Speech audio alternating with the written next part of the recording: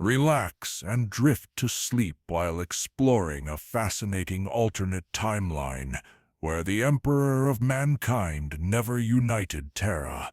Without the Emperor's guiding hand, how would humanity survive the Age of Strife? Would the Primarchs exist? How would threats like the Tyranids, Chaos, and Necrons reshape the galaxy? This epic alternate history narrative takes you through 10 chapters of what-if scenarios, exploring fragmented human realms, unexpected xenos alliances, and a very different galactic order.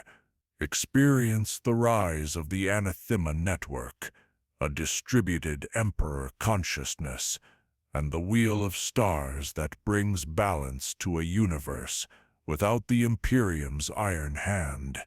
Perfect for Warhammer 40K fans looking for deep lore exploration while falling asleep. My calm narration will guide you through this rich alternate timeline until you drift into peaceful slumber. The Unborn Light, Part 1.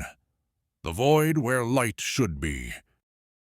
In this alternative history, humanity's journey through the stars takes a drastically different path without the Emperor's guiding hand. The following narrative explores how the galaxy might have unfolded had the Master of Mankind never emerged to unify Terra and lead humanity's conquest of the stars.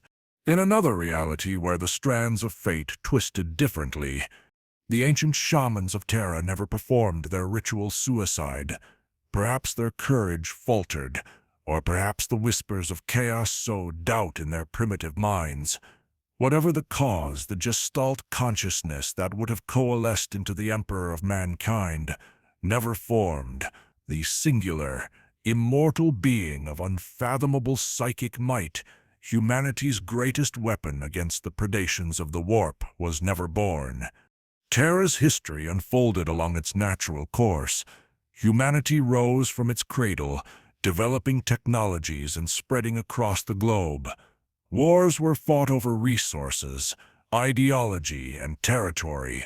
Empires rose and fell. The ancient civilizations of mankind's homeworld flourished and declined, each believing itself the pinnacle of human achievement, none recognizing they were but fleeting moments in a grander tapestry.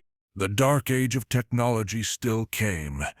Absent the Emperor's hidden guidance, humanity nonetheless discovered the warp and developed methods of faster-than-light travel.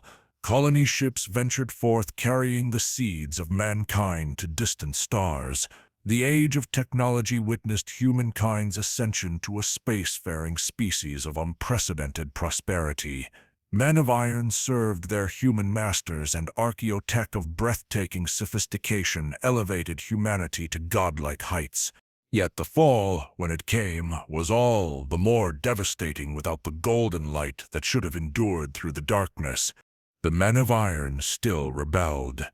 The Psychers still emerged among humanity's trillions, their untrained minds beacons in the warp. Without the Emperor's foresight, the threat they represented went unrecognized until too late. Reality tore as the Imperium spilled into real space through unprotected human conduits. Demons slaughtered billions, possessing the powerful Psychers who lacked the Emperor's teachings to defend themselves. The Age of Strife descended with merciless fury. Warp storms isolated human worlds, cutting off the vast interstellar empire that had flourished during the Dark Age of technology. On countless planets, humanity turned upon itself. The strong preyed upon the weak. Technology became superstition as knowledge was lost. On Terra itself, techno-barbarians ruled over radioactive wastes where once gleaming cities had stood. But here the true divergence accelerated. For there was no immortal warlord gathering followers in the harsh lands of ancient Anatolia, no strategic genius plotting the reunification of mankind's birthworld, no master of mankind to forge the Thunder Warriors, or later the Legiones Astartes. Terra remained divided, its warring factions locked in eternal conflict over the dwindling resources of a dying world. In the heavens above, Mars followed a different path as well. The Mechanicum still arose, though without the Treaty of Mars or the promise of the Emperor's protection. The disciples of the machine god kept more of their independence, developing technologies that would have been deemed heretical under Imperial rule. Their quest for knowledge took darker turns, uninhibited by Imperial restrictions. Beyond Sol, the galaxy continued its inexorable march toward the present. The Eldar Empire still fell to its own decadence. Its collective psychic death scream still birthed the chaos god Slaanesh. The Eye of Terror still tore open, swallowing the heart of the Eldar domains. The warp storms that had isolated humanity's worlds for millennia still abated. But there was no great crusade to capitalize on this moment. No 20 Primarchs, scattered or otherwise, to lead humanity's reconquest of the stars. No imperial truth to sweep away the superstitions and cults that had festered during old night. Instead, 1,000 fractured human civilizations looked to the stars with newfound freedom of travel, each following its own path. Some embraced technology, rebuilding what had been lost. Others turned to faith, finding meaning in the worship of gods both true and false. Many fell to the whispers of chaos, their leaders corrupted by promises of power. The Eldari, diminished but unbowed, watched these developments with cold calculation. Without the meteoric rise of the Imperium to contend with, they found opportunities to manipulate the younger race, steering human civilizations toward paths that benefited their own long-term survival. The Orcs, ever opportunistic, waged their endless wars, conquering human worlds that had no space marine defenders, no Imperial guard to stand against the green tide. When Shay, after WOA, swept across sectors where, in another timeline, the Emperor's light would have held firm. And in the cold void between stars, the Necrons continued their ageless slumber, their tomb worlds undisturbed by Imperial explorators or Adeptus Mechanicus survey teams. Their awakening, when it came, would find a galaxy of fractured powers rather than a monolithic human empire. Most ominous of all, the Tyranid hive fleets still turned their hungry gaze toward the Milky Way, drawn by the psychic beacon of 1 billion human worlds, where no astronomen existed to drown out their disparate signals. The galaxy in this reality was not united under the double-headed eagle. Instead, it was a tapestry of competing powers, each seeking dominance, none achieving the hegemony that the Imperium of Man would have established. The absence of the Emperor, the void where his light should have been, created not just a different human future, but a different fate for every sentient species in the galaxy. And in the Imperium, the dark gods watched with amusement. Without their greatest adversary, their games would play out differently, but play out they would, for the great game of chaos is eternal, with or without the anathema to oppose it. This, then, is the beginning of a galaxy without the Emperor of mankind. A darker place, if such can be imagined. A realm where humanity never unified, never reached its potential, and where the threats that would have challenged even the mighty Imperium now loom over a scattered, vulnerable species. The tale of what might have been has only just begun. Part 2. Fractured Stars and Rising Powers. As humanity stumbles forward without the Emperor's guidance, power vacuums across the galaxy create opportunities for various factions. This chapter explores how different human realms began to coalesce in the post-Age of Strife era, and how alien civilizations responded to this scattered humanity. In another reality where the strands of fate twisted differently, the dissolution of the warp storms that had isolated human worlds for millennia produced not one unified response but thousands. Across the galaxy, the scattered children of Terra emerged from old night with wildly divergent cultures, technologies, and ambitions. Where the Great Crusade would have imposed the imperial truth and compliance, instead a mosaic of human civilizations developed, each shaped by the unique hardships they had endured. Within the Sol system itself, the fracture lines were most evident. Terra remained a patchwork of warring techno-barbarian states, each controlling territories measured in hundreds of square kilometers rather than continents. The Ethnarchy of Cathay maintained its ancestral technologies, creating clone armies that fought with elegant energy weapons against the Pan-Pacific Empire's cybernetically enhanced berserkers. The Endonesic block's Rad shamans wielded powers that would have been recognized as psyker abilities by the Imperium, had it existed. Mars, free from the restrictive clauses of the non-existent Treaty of Mars, pursued technological advancement without imperial oversight. The Mechanicum split into competing forge domains, each interpreting the cult Mechanicus according to their own designs. Some maintained relatively pure databases of Dark Age technology, while others incorporated xenos tech or even warp-infused machinery. The Red Planet became a technological dynamo of competing paradigms rather than a unified creed, innovative but dangerously inconsistent. In the absence of the Adeptus Mechanicus, standard template constructs spread unevenly across human space.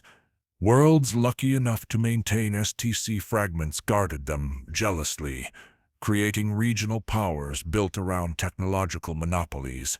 The Forge world of Lucius, untouched by the influence of Mars, developed quantum gravitics that would have been considered tech heresy in the Imperium proper. The shipwrights of Voss, without Martian doctrinal constraints, experimented with hybrid human-xenos propulsion systems. Within 50 years of the warp storms abating, distinct power blocks began to form. The Ultramar hegemony expanded outward from Macragge, under the leadership of Connor and later his adopted son Robot Gilliman, a child who, in this reality, never became a Primarch but nonetheless possessed remarkable tactical acumen. His empire of 500 worlds represented perhaps the largest unified human government, though it paled in comparison to the Imperium that might have been.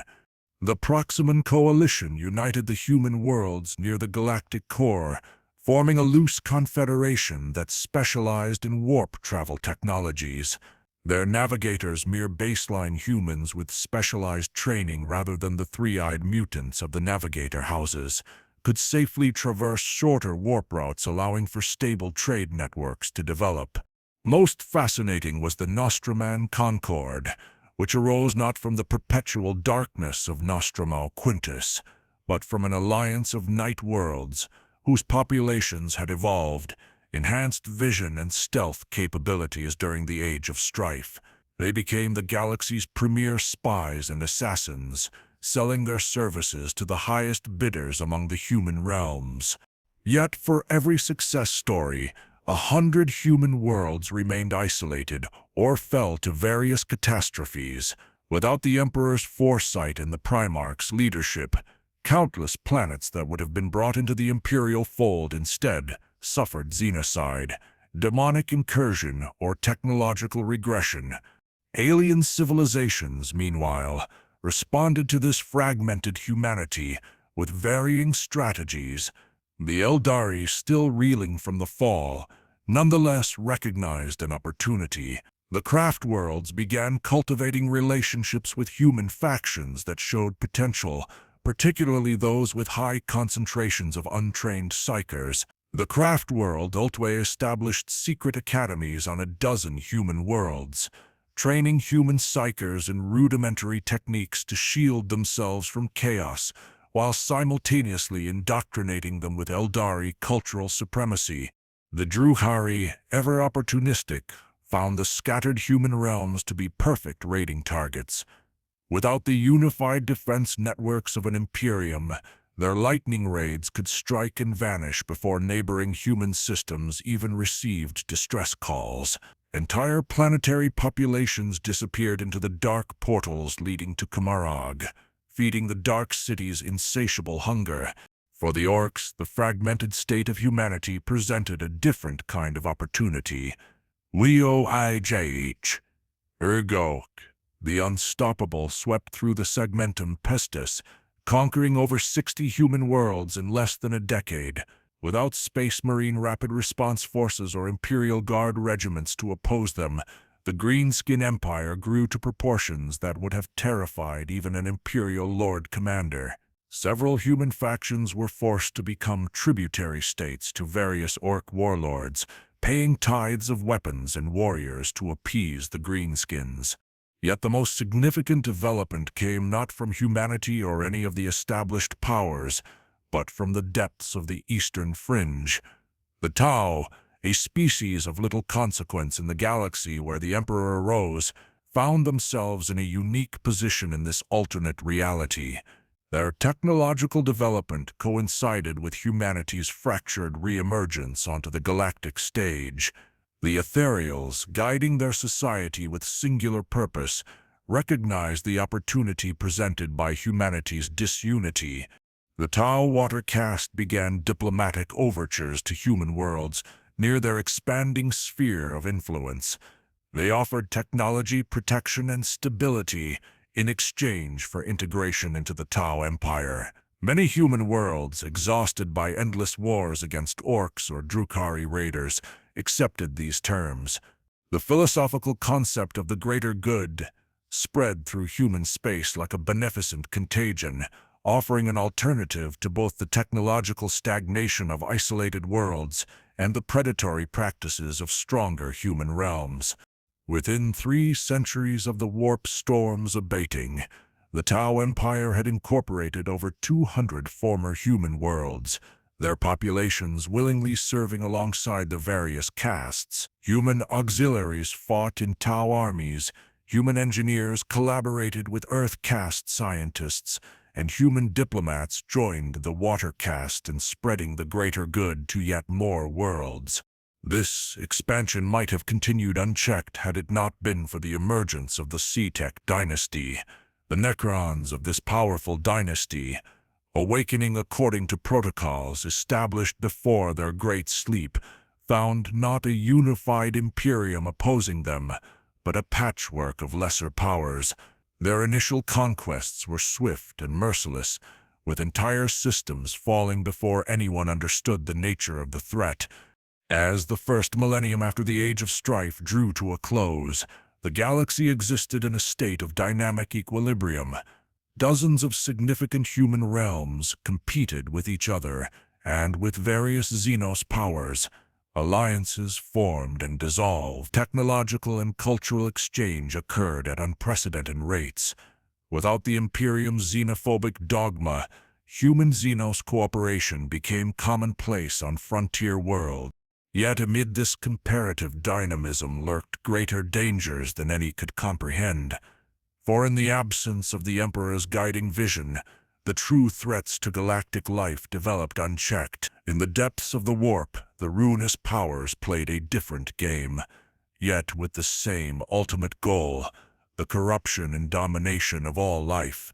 And far beyond the eastern fringe, the shadow in the warp approached, drawn not by the psychic beacon of the Astronomicon, but by the chaotic chorus of a billion unprotected minds calling out across the void.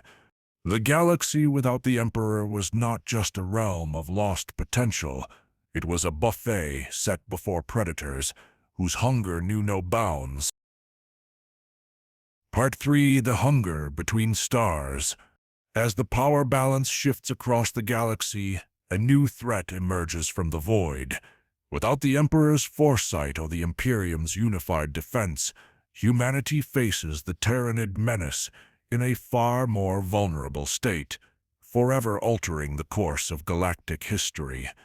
In another reality where the strands of fate twisted differently, the crawling advance of the Tyranid hive fleets toward the Milky Way remained a constant across realities, an inevitability written in the cold equations of interstellar biology and predation.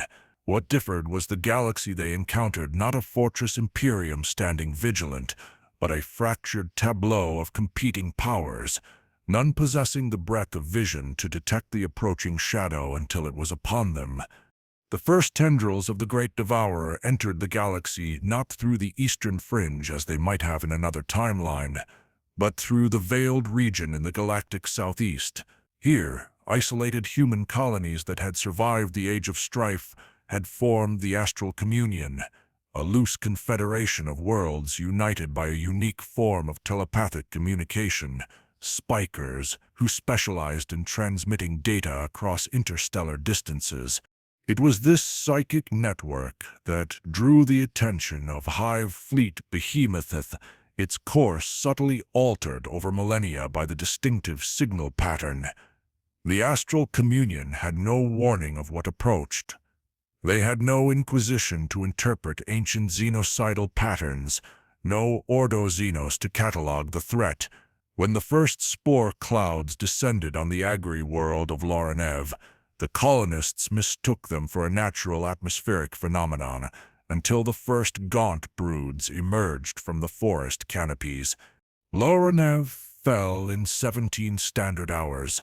Its neighboring world, Kestron, detected garbled transmissions from their trade partner before the telepathic link went silent. The Communion dispatched an investigative flotilla that arrived 3 days later to find a barren world being systematically stripped of all organic matter by organisms that defied categorization. The warning spread through the Astral Communion like wildfire, but it came too late. The Tyranid vanguard organisms had already infiltrated 6 other systems, and the main Hive fleet approached like an encroaching storm front. The Communion's defense forces, PDF-equivalent armies with a handful of void-capable vessels mobilized with admirable speed but pitiful effectiveness. Within 2 months, 37 worlds of the Astral Communion had been consumed. Their deaths echoed through the minds of telepaths across neighboring sectors, spreading panic and, worse, knowledge of what was coming. For the shadow in the warp followed the Hive fleet's advance, not as overwhelming as it might have been in a reality with the Astronomicon to eclipse, but still disrupting astropathic communication and warp travel in its path.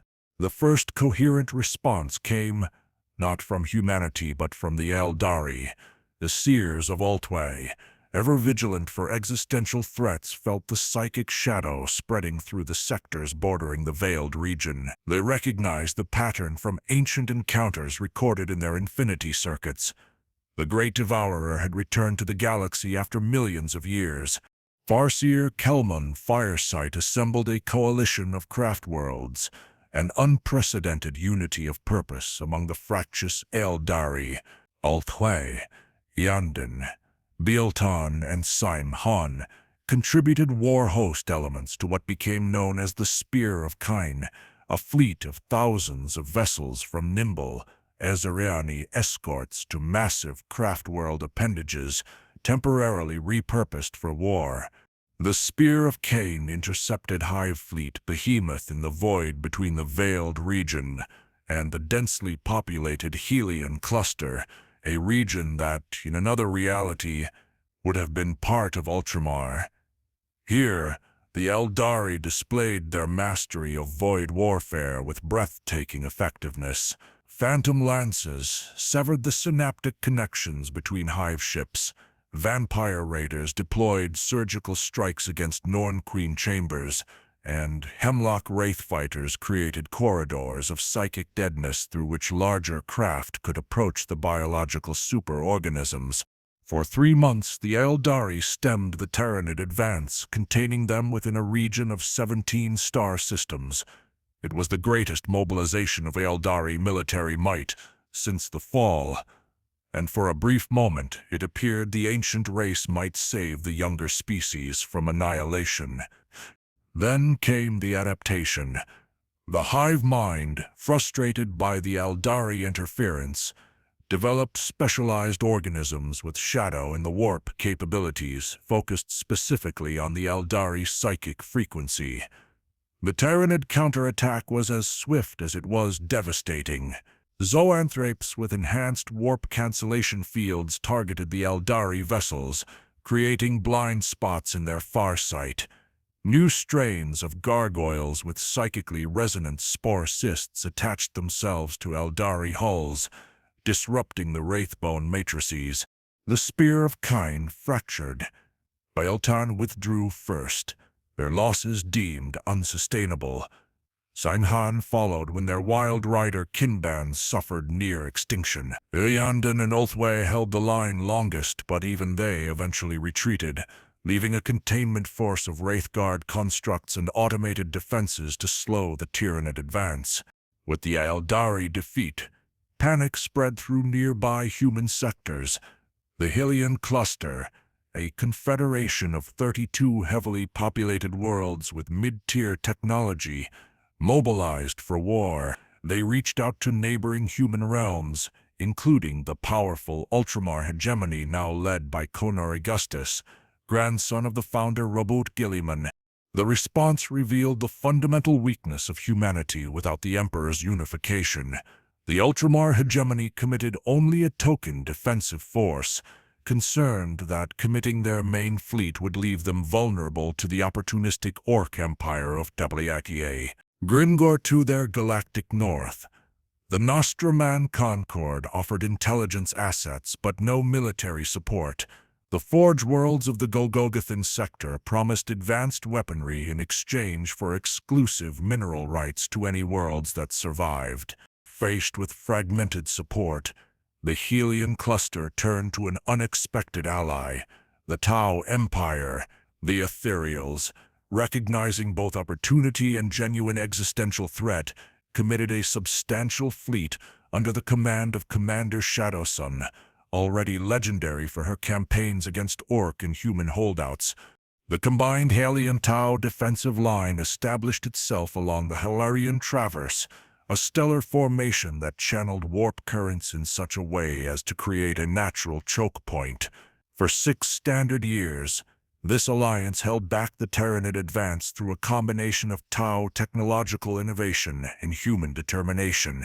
The Firecast developed specialized munitions that disrupted synaptic communication, while human psychers trained in rudimentary techniques by Eldari advisors created psychic hallucinations to confuse the hive mind's targeting.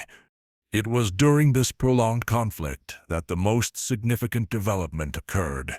The Tau Earthcast, working alongside human scientists and even a small contingent of Eldari bone singers, developed what they called the Severing Pulse, a technology that could temporarily disconnect sections of the Tyranid superorganism from the hive mind. When deployed, it created brief windows during which Tyranid organisms reverted to base instincts, fighting among themselves or freezing in confusion. The Severing Pulse technology marked a turning point. For the first time, the advance of Hive Fleet behemoths slowed, then stopped, then began to fragment. Individual tendrils pushed in different directions, seeking softer targets away from the burgeoning Alliance's defense line. This success catalyzed something unprecedented in the fragmented galaxy, a genuine multi-species cooperation against an existential threat. The tale's philosophical concept of the greater good provided an ideological framework that even suspicious human realms could accept in the face of annihilation. The Eldari, pragmatic as ever, saw the value in supporting this bulwark against the Great Devourer. By the end of the 1st century of the Tyranid invasion, a new power had emerged in the galaxy, the Concordance of Sentinel Worlds, an alliance of Tau, human and Eldari territories united by mutual defense treaties and technology-sharing agreements. It was far from harmonious. Ancient prejudices and competing interests created constant friction, but it was effective in a way that isolated resistance could never have been. Yet, for every world saved by this newfound cooperation, a dozen others fell. Splinter fleets of behemoth penetrated deep into what would have been Imperial space, consuming isolated human colonies, Orc-held territories, and even the fringes of Necron dynasties, still in the process of awakening. The galaxy was fundamentally altered by the Tyranid arrival. The consuming shadow forced alliances where none would have existed, destroyed civilizations that might have risen to dominance, and changed the very nature of interspecies relations. Without the xenophobic dogma of the Imperium, pragmatic cooperation became not just possible but necessary for survival. And in the warp, the Dark Gods watched these developments with mixed reactions. Khorne reveled in the endless slaughter, while Tyranids found the shifting alliances and desperate innovations delightful. Nurgle mourned each world stripped of life that could have hosted his plagues, while Slaanesh hungered for the exquisite sensations of terror and hope that coursed through billions of souls facing extinction. None of them yet recognized that the Tyranid consumption threatened something fundamental to their own existence. For with each world devoured, the psychic chorus of the galaxy diminished, and with it the very emotional energies that sustained the ruinous powers themselves. The great devourer had become more than a threat to physical life. It had become an existential challenge to chaos itself, a development that would soon draw the attention of the Dark Gods in ways no mortal could anticipate. Part 4: The Crucible of Chaos. As the Tyranid menace reshapes alliances across the galaxy, the ruinous powers respond to this existential threat to their own sustenance. Without the Emperor's psychic bulwark, the tides of chaos wash over fragmented humanity with unprecedented force, creating unholy wars that would never have unfolded in the timeline of the Imperium. Part 4: The Crucible of Chaos. In another reality, where the strands of fate twisted differently, the Tyranid consumption of world after world created ripples through the immaterium that could not be ignored by its most powerful denizens. Every sentient being devoured by the Great Devourer represented not just biological matter assimilated into the hive fleets, but emotional energy lost to the warp. Terror, desperation, rage, hope, all the intense feelings that sustained the Chaos Gods were being systematically removed from the galaxy's psychic chorus. In the twisted non-space of the warp, a great conclave formed. Aspects of the four powers gathered in a manner unprecedented since before the birth of Slaanesh. Not in unity, for such would be anathema to their nature, but in reluctant acknowledgement of mutual concern. Through their daemonic heralds and mortal champions, the Dark Gods prepared their response to the shadow that threatened to consume the very emotions upon which they fed. On the Forge world of Xanad deep in the Golgothan Reach, the first coordinated action of the ruinous powers manifested. This independent technological powerhouse had maintained its complex orbital manufactoria and surface forges through the Age of Strife. Through a strict technocracy, its fabricator hierarch, Morven Val, had guided her world to prominence without the dogmatic restrictions that Mars would have imposed in another reality. The temptation proved too great. Within 6 months, the forges of Xanad II had been wholly corrupted, its production lines retooled to create weapons that melded the worst excesses of technological hubris with warp-tainted modifications. The Nexus arrangement took shape in the Rural Forge Spire, a massive construction of spinning gyroscopic rings inscribed with formulae that were simultaneously mathematical equations and daemonic invocations.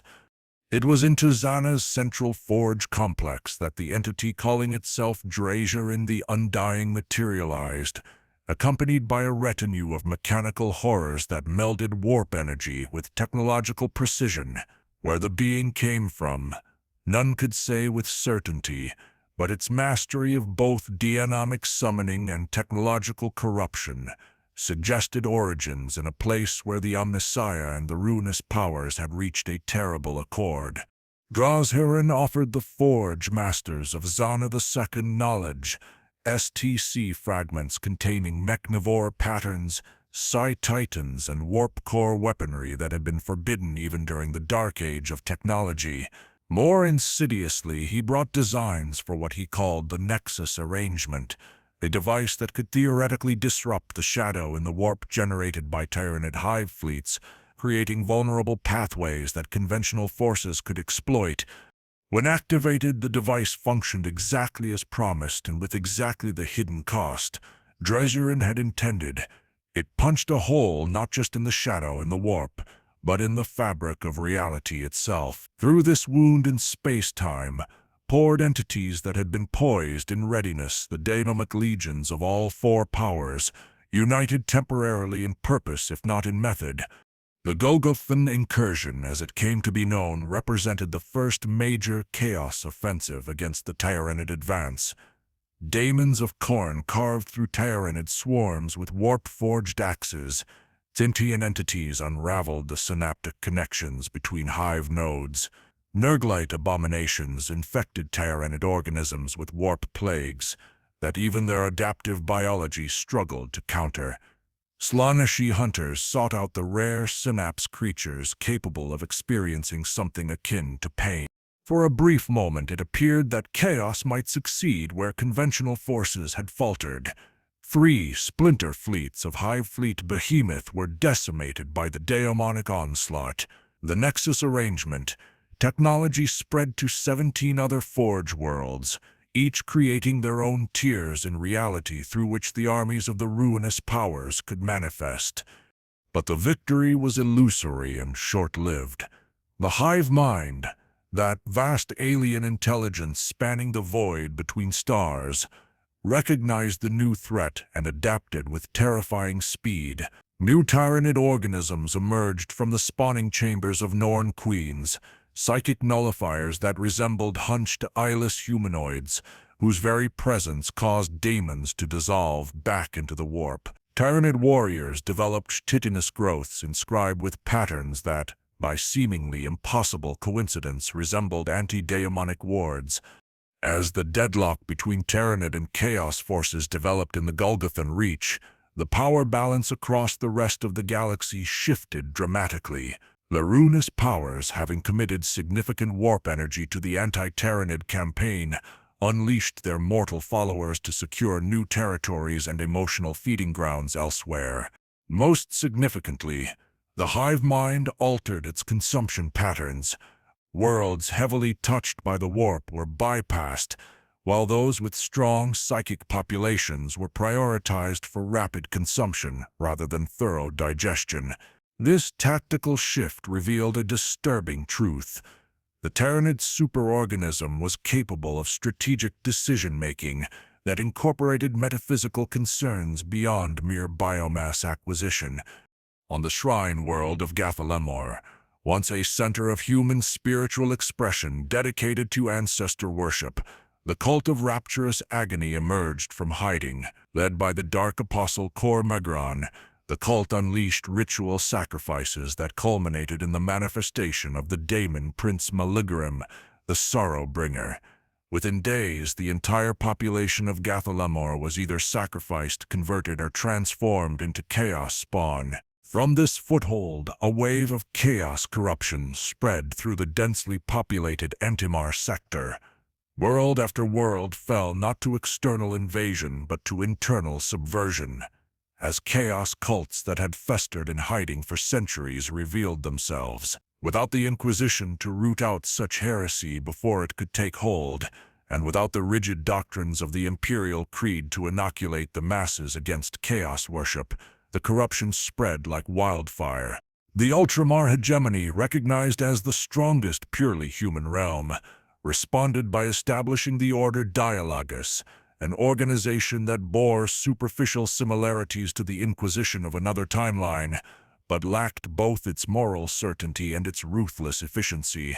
The Order's seekers investigated reports of chaos worship throughout human space, but their methodologies were inconsistent, shaped by the pragmatic rather than dogmatic approach of Ultramar's leadership.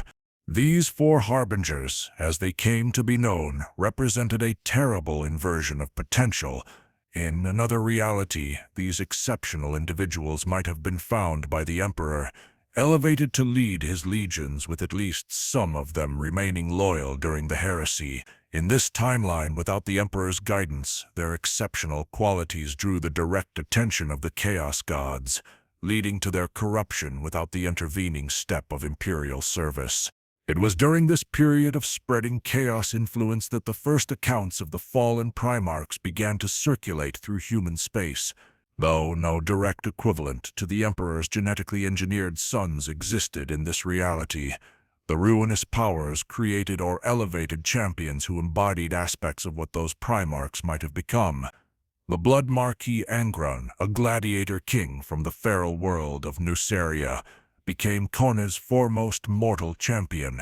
The sorcerer Isaac Ariman, once a psychic prodigy from Prospero, ascended as Tzinchet's grand manipulator. The Plague Father Mortarion, who had risen to power on Toxic Barbaris, spread Nurgle's gifts across 100 worlds. The sensory adept Fulgrim, mastercrafter from Chemos, carried Slaaneash's message of transcendent experience through pain and pleasure.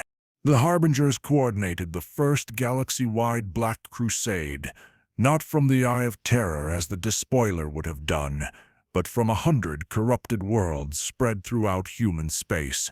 Without a unified Imperial response, their forces made significant headway, particularly in regions already weakened by Tyranid splinter fleets or internal strife.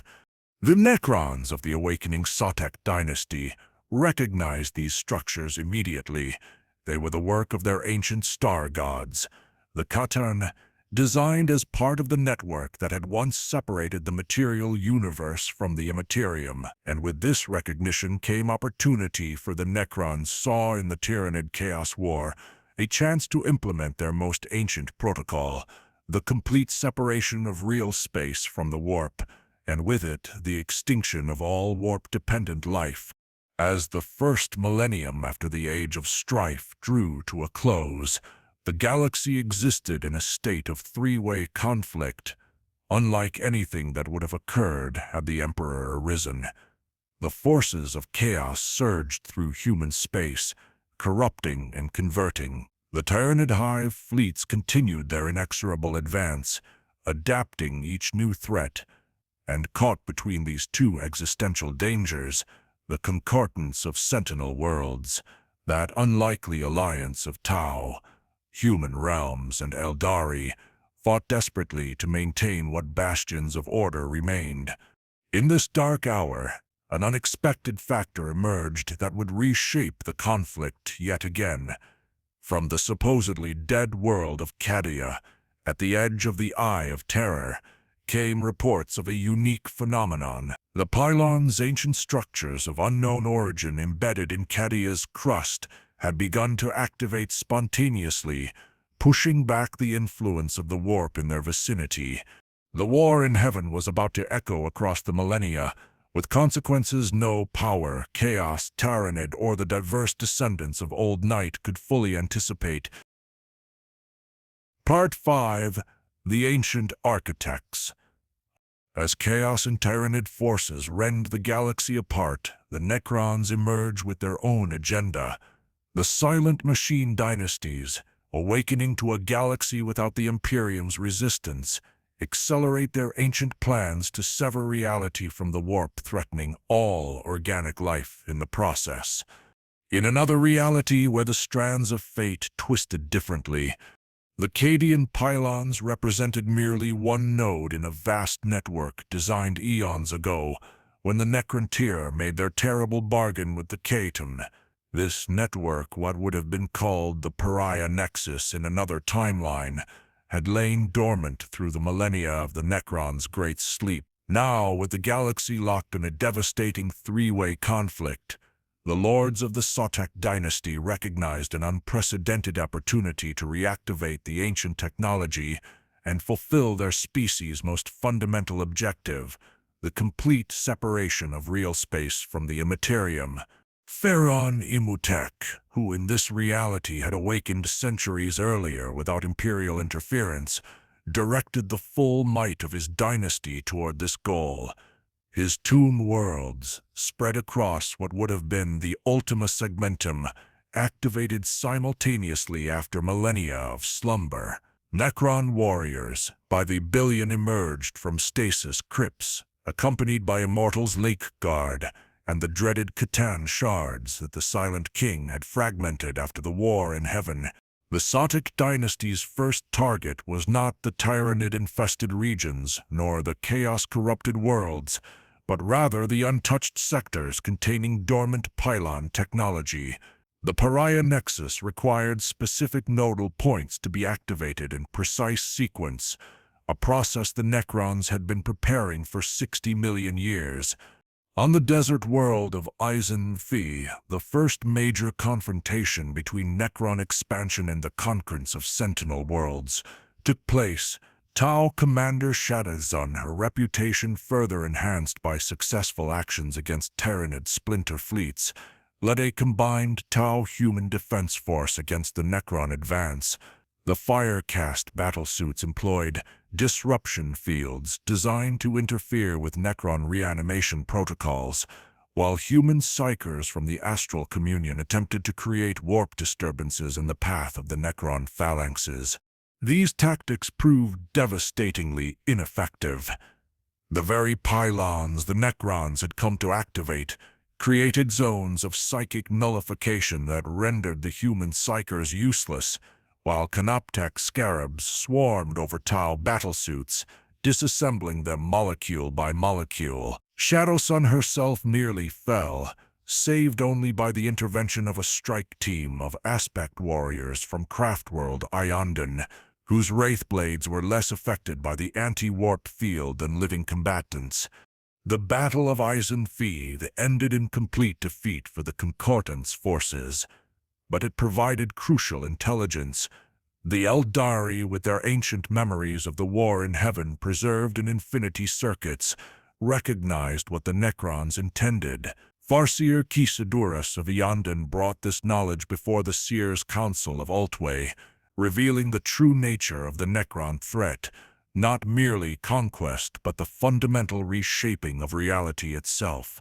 They seek to close the veil between worlds, Chaos Adurus declared, to sever the connection between real space and the Sea of Souls that has existed since the Old Ones first kindled the psychic flame in younger races. Should they succeed, all warp-dependent life, including the Eldari, humanity, and even the Great Devourer will wither and die, leaving only the soulless to inherit the stars. This revelation catalyzed the most unlikely alliance in galactic history. The Eldari reached out not only to their existing partners in the concurrence, but to the disparate Chaos factions as well. Representatives from Altway, protected by ancient wards and arcane technologies, ventured into Chaos-corrupted space to parley with the Harbingers themselves. The negotiations were fraught with danger and betrayal. The Blood Marquis Angron slaughtered the first 3 diplomatic parties, before finally being convinced by the sheer logic of mutual survival. The sorcerer Ahriman, ever calculating, recognized the threat immediately and began preparations to counter the Necron technology. Morkurian and Fulgrim required more convincing, their Petron gods reluctant to cooperate even in the face of existential danger. Eventually, a tenuous accord was reached, what came to be known as the Compact of Necessity. While not a true alliance, it established parameters for parallel action against Necron targets and, crucially, included an agreement not to interfere with each other's operations against the machine dynasties. The Chaos forces would focus on regions where the Warp's influence was strongest, the Concordance would defend stable human and Tau worlds, and the Eldari would coordinate between these otherwise incompatible factions. Meanwhile, the Necron advance continued with mechanical precision. The Pariah Nexus expanded outward from 27 activation nodes, creating expanding zones where the Warp's influence diminished and eventually vanished entirely. Within these zones, Psychers lost their abilities, warp-dependent technologies failed, and even normal organic minds experienced a flattening of emotional responses, as if some fundamental aspect of consciousness was being leached away. For the Tyranid hive fleets, the expanding nexus presented an unanticipated challenge. The shadow in the warp, their greatest psychological weapon, relied on the very connection between materium and immaterium that the Necrons sought to sever. Splinter fleets that ventured into nexus zones found their synaptic connections weakened, their bioforms operating with decreased coordination.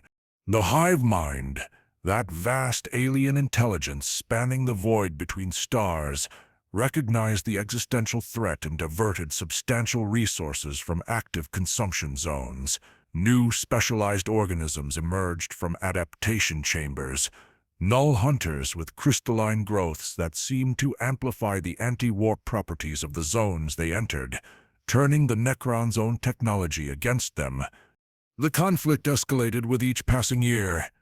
Necron doom scythes dueled with Tyranid harpies in the skies above contested worlds.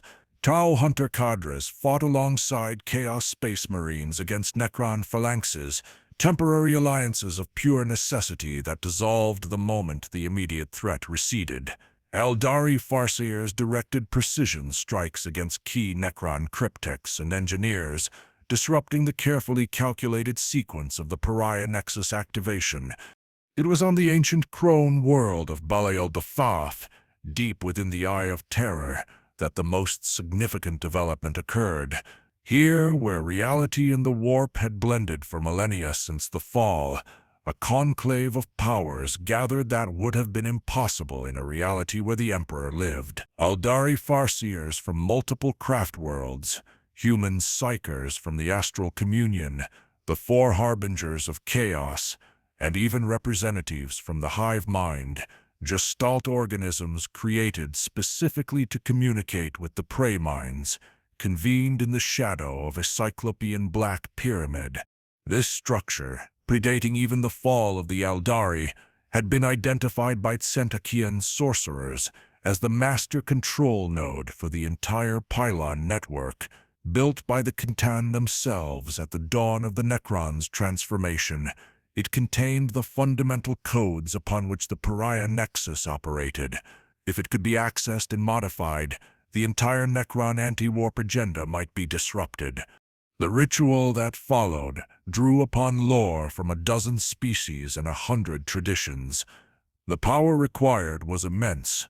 Thousands of sacrifices from cultists who willingly gave themselves to empower the working. Eldari bone singers constructed psychic amplifiers from wraithbone, while Centachian sorcerers inscribed paradoxical formulae that existed simultaneously in reality and the warp. The Tyranid organisms contributed bioconstructed crystals that resonated with the shadow and the warp, creating gaps in the nexus through which the ritual's effects could propagate.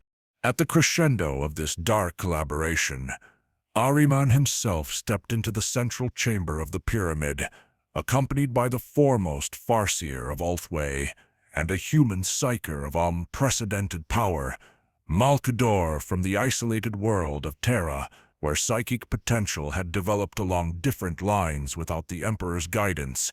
What occurred within that chamber remains largely unknown. Reality buckled and warped. The pyramid itself seemed to phase between existence and non-existence. When the tremors subsided, the three figures emerged changed. Ahriman's eyes now burning with a mix of warp fire and necrodermis gleam. The farseer's runes permanently fused to her flesh, and Malkador bearing intricate circuitry patterns across his exposed skin. They had succeeded, though not as any had anticipated. Rather than disabling the Pariah Nexus, they had altered its fundamental nature. Instead of severing the connection between real space and the warp, the network now acted as a regulator, creating zones where the influence of the Imperium was calibrated rather than eliminated. In some regions, the warp's touch would be diminished, protecting stable civilizations from demonic incursion. In others, the connection would remain robust, allowing psychic species to retain their fundamental nature. This modification represented neither victory nor defeat for any faction, but rather a complex compromise forced by mutual existential threat. The Necrons still controlled vast regions where the warp's influence was minimal. The Chaos powers retained their strongholds, where reality remained thin.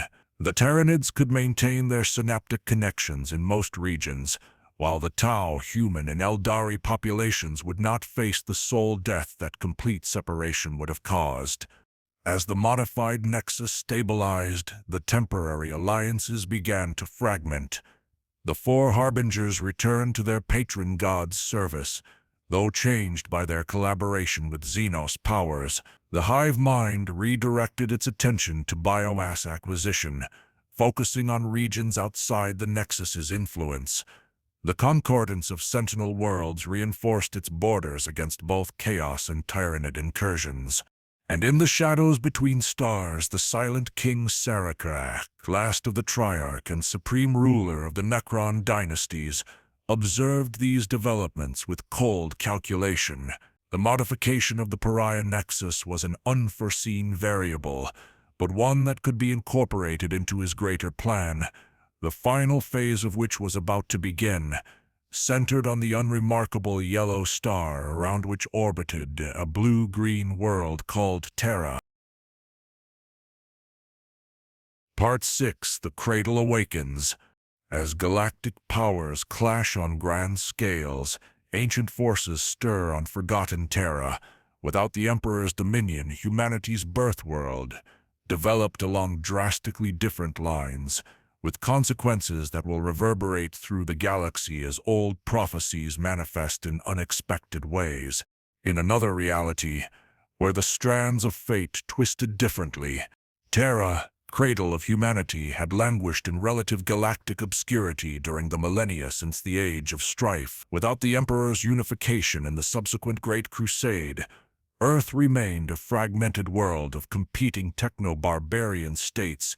Its significance in the broader galaxy diminished to near irrelevance. The solar system itself, once the heart of humanity's interstellar civilization, had become a backwater important only to its inhabitants and ignored by the greater powers that reshaped the galaxy. This obscurity had been Terra's greatest protection. While Tyranid tendrils consumed more prominent human worlds, while chaos corruption spread through densely populated sectors, while the Necron Pariah Nexus expanded its influence across strategic star systems, the birthworld of humanity remained untouched, a curious footnote in galactic affairs. That changed with the arrival of the Silver Harbinger. The vessel materialized in the Terran Luna Lagrange point with no warning, its hull composed of living metal that shifted and realigned continuously. Augur arrays across the solar system registered its arrival simultaneously, a massive construct larger than any void ship previously recorded in human archives. Its design followed no recognizable pattern of human, Eldari, or even Tau construction. Only the most ancient texts preserved in the Martian Mechanicum hinted at its origin, a Necron tomb ship of unprecedented scale. From this vessel emerged a single emissary, a towering figure of polished obsidian necrodermis adorned with glyphing that shifted between emerald and gold.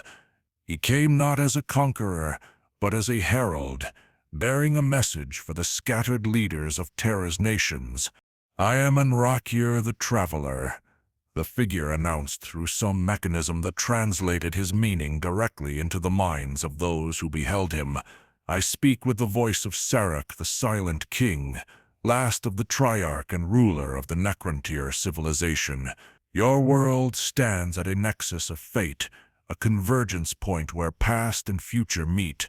The Silent King extends an invitation to the legitimate representatives of Terra to attend the conclave of restoration." The response from Terra's fragmented leadership was predictably chaotic. The Pan-Pacific Empire's ethnarch dispatched assassins who found their neural disruptors useless against living metal.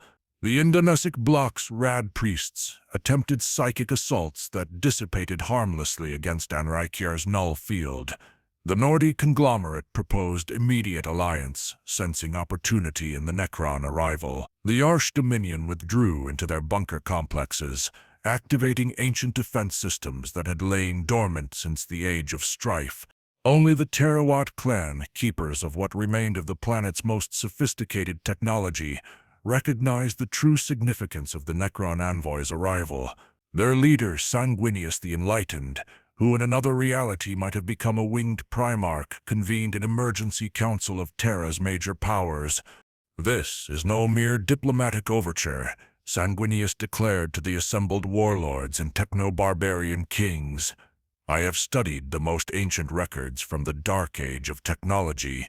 The Necrontyr were ancient when our species first kindled fire.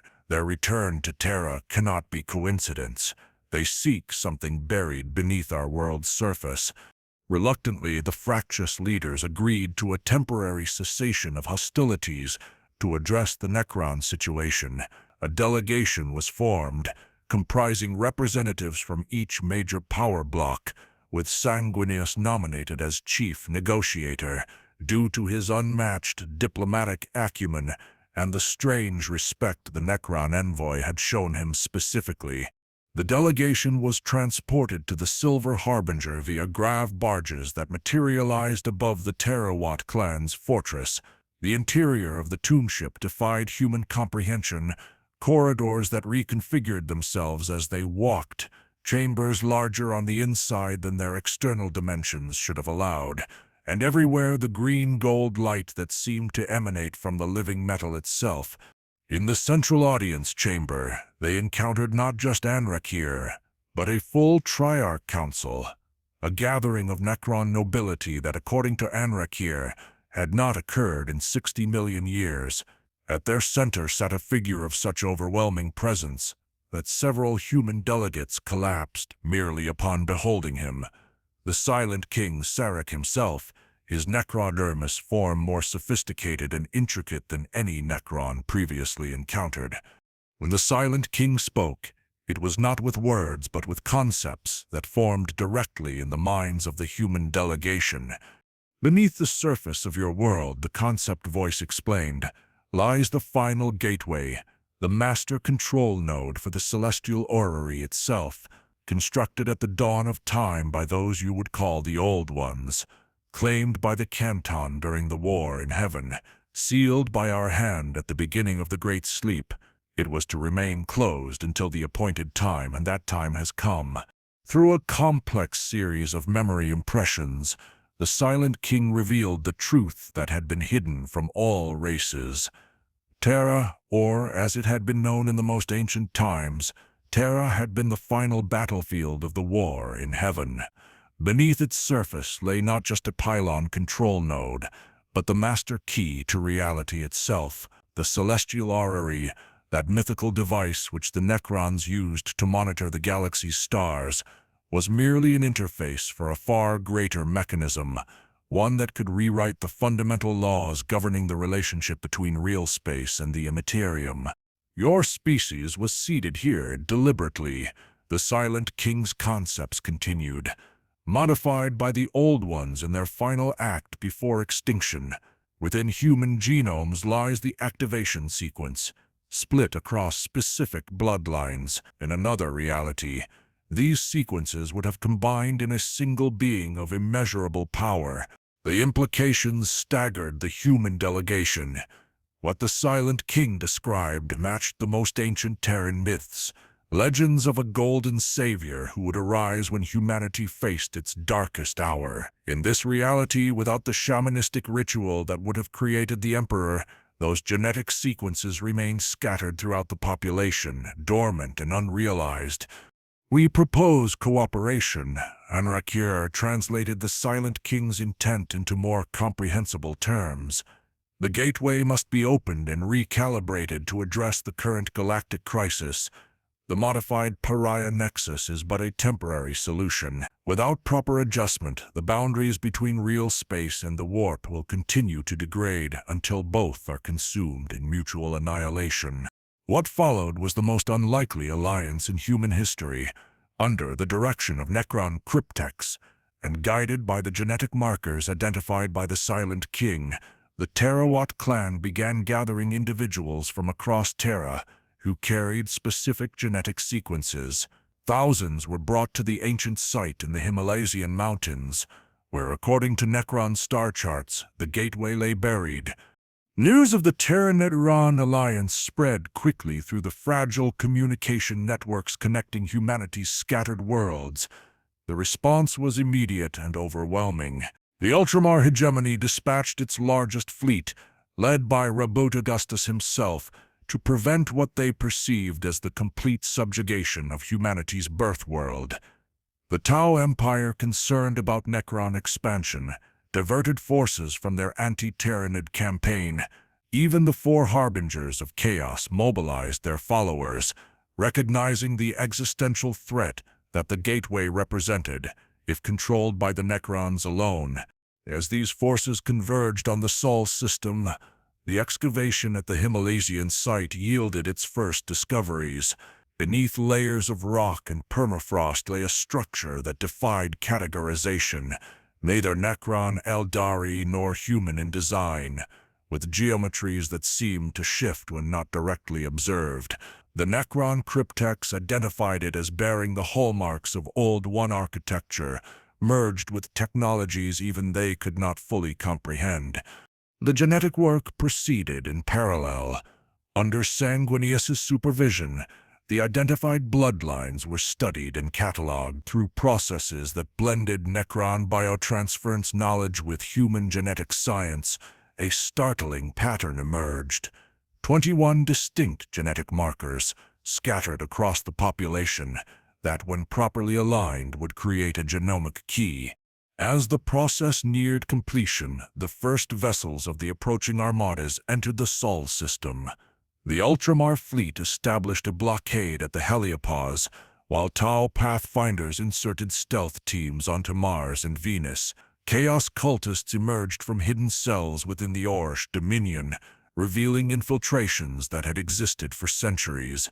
The Silent King, observing these developments with the patience of a being who had witnessed the rise and fall of countless civilizations, accelerated the final phase of the plan. The 21 individuals carrying the purest expressions of each genetic marker were brought to the excavation site, now revealed as a vast circular chamber half a kilometer in diameter. In the center of this chamber stood a simple golden throne, a control mechanism that, according to the Necron records, would interface with the genomic key represented by the gathered humans. The design was elegant in its simplicity and horrifying in its purpose. The 21 would be sacrificed, their genetic material and neural patterns combined to create a temporary entity capable of operating the gateway. It was at this moment that the most unexpected intervention occurred. A fleet of crystalline vessels, unlike any previously documented in Necron or human records, materialized in lunar orbit. From these ships came beings of pure psychic energy, housed in crystalline exoskeletons, the Eldar not as they existed in the current timeline as the diminished Eldari, but as they had been at the height of their power before the fall. Their leader, introducing himself as Eldrad Ulthron, explained the impossible. "We come from what you would call the distant past. The gateway you seek to access does not merely control the relationship between real space and the warp. It exists outside conventional time. When activated, it creates a nexus point where all potential timelines converge. The Old Ones designed it as their final contingency against extinction, a reset mechanism for reality itself. This revelation transformed the understanding of all involved.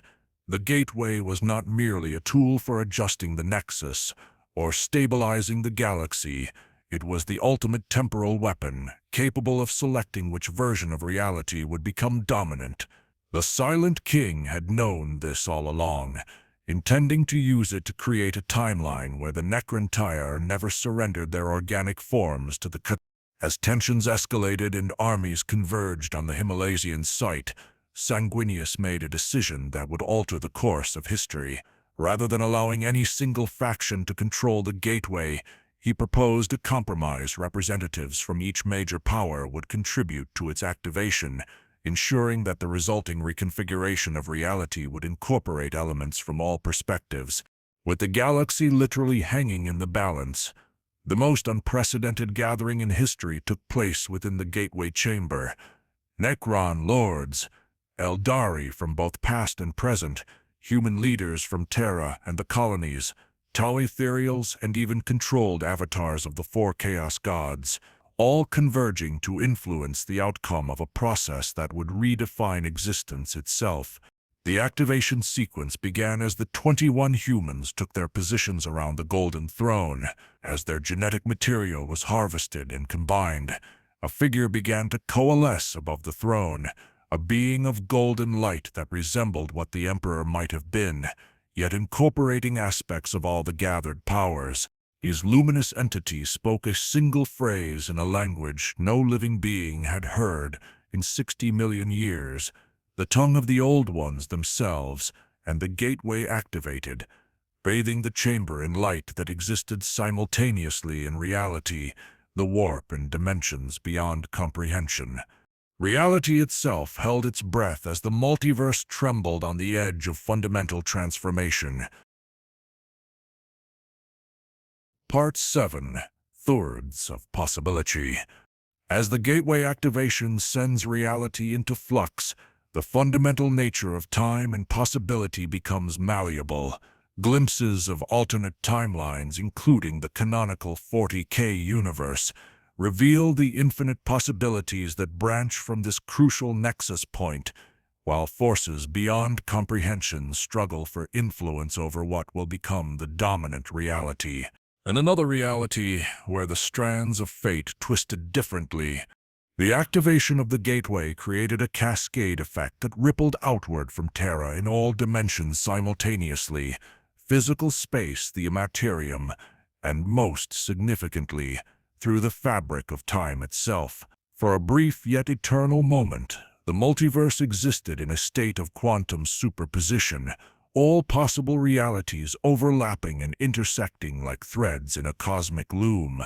Within the Himalayan chamber, the gathered representatives of the galaxy's major powers experienced this phenomenon as a series of visceral visions, glimpses of alternate timelines, roads not taken, possibilities that had existed only as theoretical branches until this moment of convergence.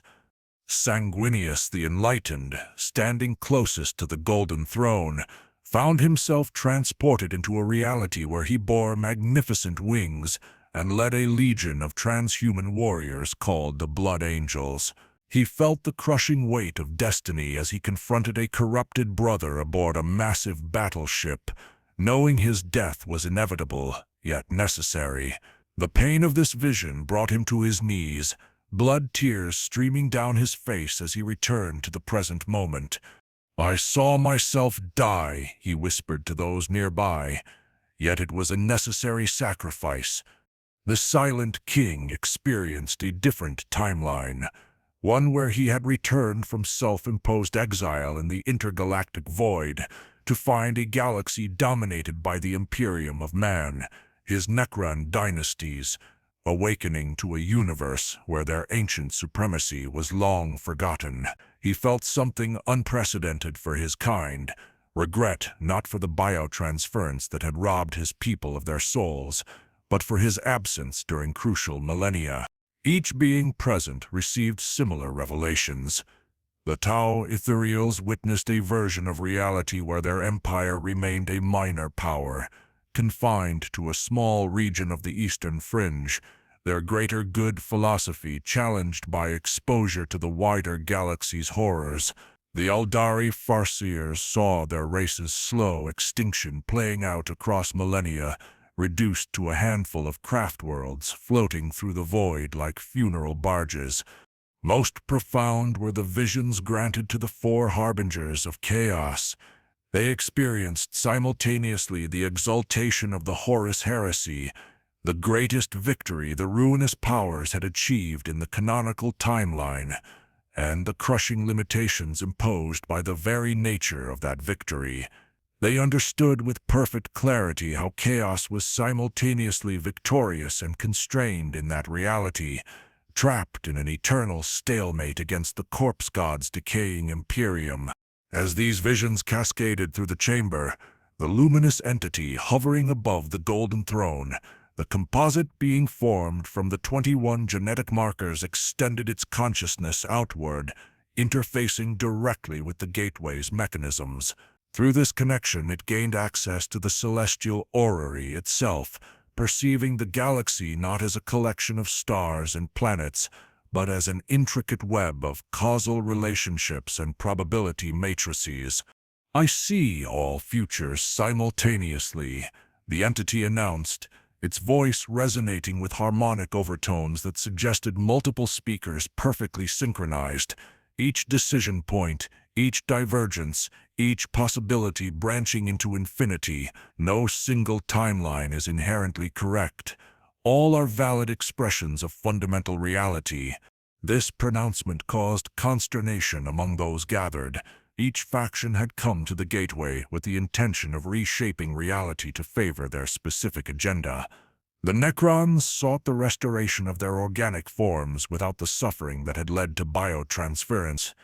The Chaos representatives desired a universe where the barriers between materium and immaterium were permeable enough to allow their influence while preventing the total consumption that would end the game. The human and Tau delegates wished for a reality where their civilizations could flourish without constant existential threat. "If all timelines are equally valid," Robot Augustus challenged, "then what purpose does this gateway serve? Why have we been drawn to this nexus point?" The luminous entity's response came not in words, but in another wave of visions, this time showing the ultimate endings of each major timeline. In one, the Tyranids consumed all biomass in the galaxy, leaving a lifeless void before moving on to their next target. In another, the Chaos Gods achieved final victory, only to find themselves starving in a realm devoid of emotional sustenance. In a third, the Necron Pariah Nexus expanded to encompass all space, creating a sterile universe divorced from the warp's creative potential. All current probability tracks lead to emptiness. The entity explained after the vision subsided. The fundamental conflict between order and chaos, between organic and synthetic, between individual and collective, these dichotomies have become too extreme, too unbalanced. The gateway exists not to choose a single timeline, but to recalibrate all timelines, to introduce elements that allow for dynamic equilibrium rather than eventual heat death. This revelation transformed the nature of the gathering. No longer was it a competition to determine whose version of reality would dominate, but rather a collaborative effort to identify which elements from each timeline should be preserved and propagated across all potential futures. The process that followed defied conventional description. Representatives from each faction approached the luminous entity in turn, offering not demands but understandings, crystallized representations of what they believed most valuable about their particular perspective. The Silent King presented a crystalline matrix containing the complete genetic record of the Necronter before biotransference, the organic template that had been lost during their transformation into living metal. "Our greatest mistake was surrendering embodiment for immortality," his concept voice explained.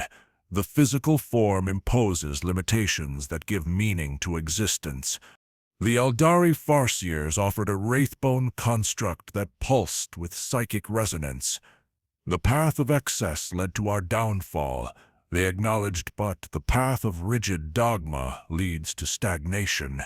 There must be a middle way, discipline without denial, exploration without excess."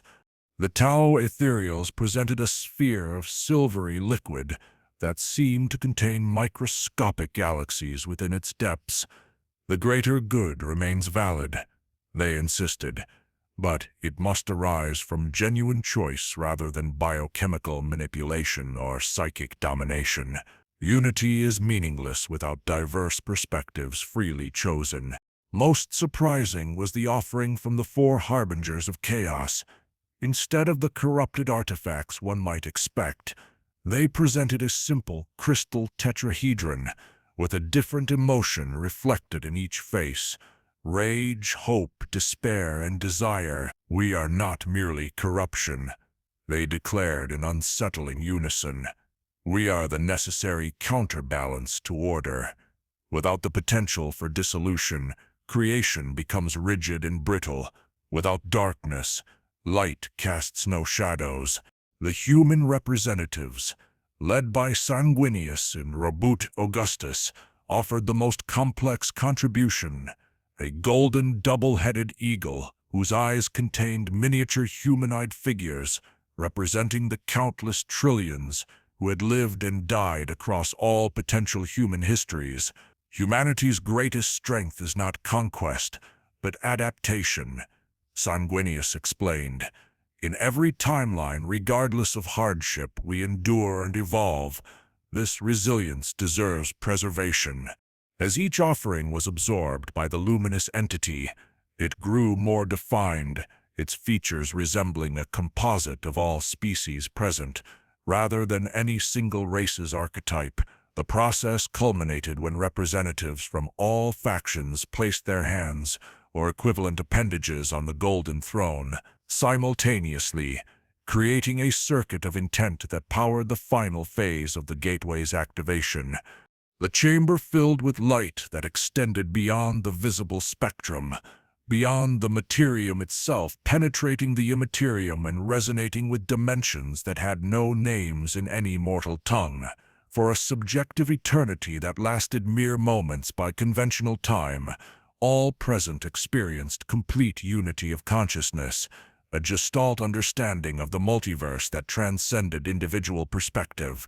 When the light receded and normal perception returned, the chamber stood empty save for the representatives and a simple archway where the Golden Throne had been. A literal gateway between realities, its surface shimmering with possibilities. The luminous entity had vanished, its component energies dispersed throughout the multiverse to seed the recalibration it had described. In its place floated a crystalline cube, covered in glyphs that combined elements from all species' written languages. Anrakir the Traveler, acting as the Silent King's interpreter, deciphered its meaning. The gateway remains active but controlled. No single timeline has been elevated above others. Instead, limited transit between probability tracks is now possible. Knowledge and understanding can be exchanged, preventing any single reality from developing in complete isolation. This outcome satisfied none of the gathered factions completely, yet offered something valuable to each. The Necrons gained access to timelines where organic existence might be reclaimed. The Eldari found paths to realities where their fall had been less catastrophic. Humanity discovered versions of history where cooperation had prevailed over conflict. Even the Chaos representatives found the arrangement acceptable, as it guaranteed the continued diversity of experience they required for sustenance. As the gathered representative departed the chamber to inform their respective civilizations of this unprecedented development, the implications began to ripple outward. The Gateway had not chosen the dominant reality. It had made reality itself more fluid, more interconnected, more resilient against ultimate entropy. On Terra's surface, observers noted strange phenomena in the days that followed.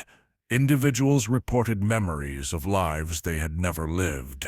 Artifacts appeared bearing symbols of institutions that had never existed in this timeline. In the night sky, stars occasionally shifted position, arrangements changing to match celestial maps from alternate realities before settling back into familiar patterns.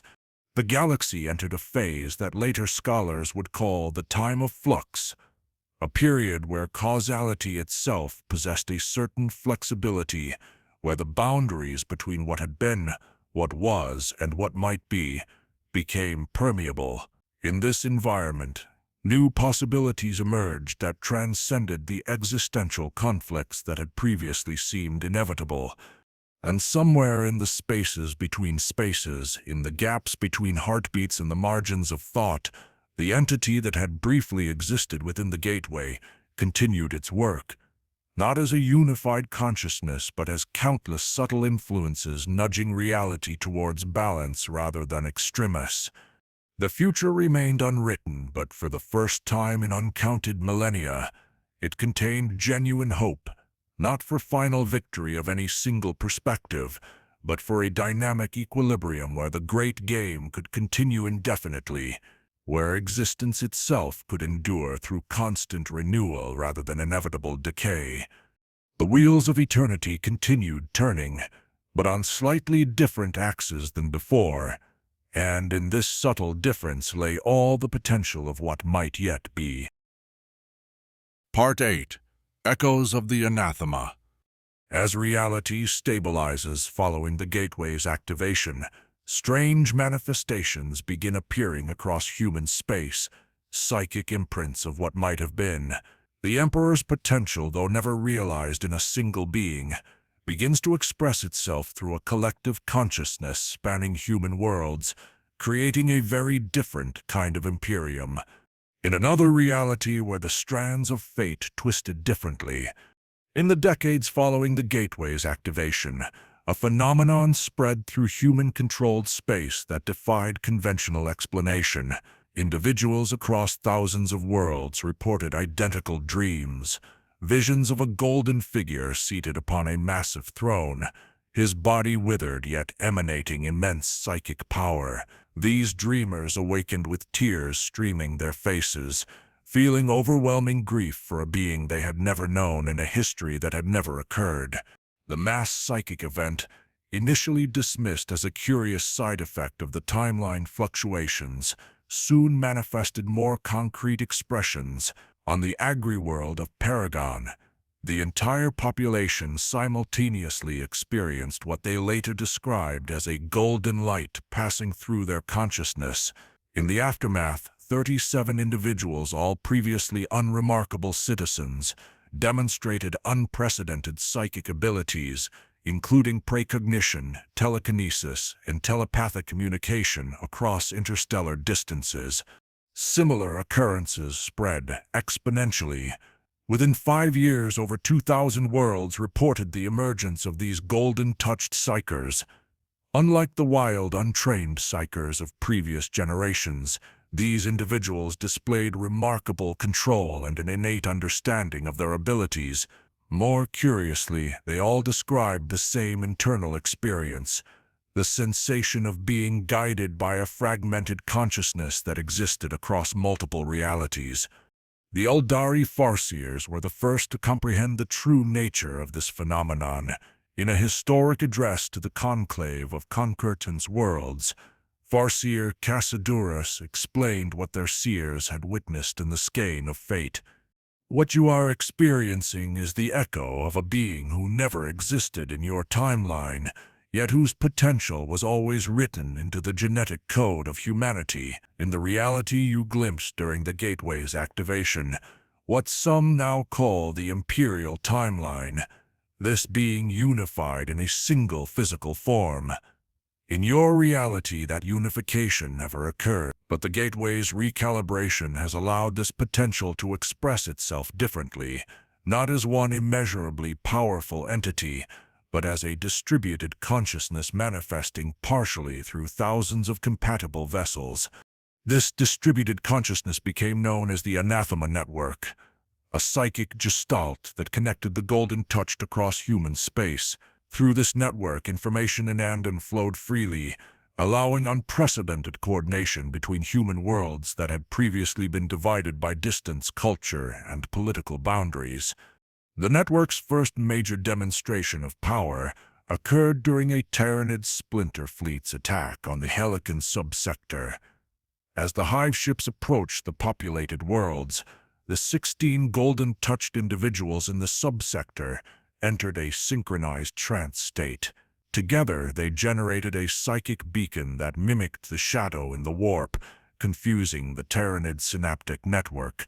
This disruption allowed conventional defense forces to isolate and destroy the splinter fleet's command organisms, causing the remainder to devolve into feral beasts that could be contained and eliminated. The strategic implications were immediately apparent. The Ultramar hegemony, recognizing the potential of the Anathema Network, established the Uruk Collegium, an institution dedicated to identifying, training, and connecting golden-touched individuals throughout human space. Robert Augustus himself oversaw the Collegium's founding, noting that it represented humanity's best hope for unified defense without unified governance. This nuanced approach proved crucial.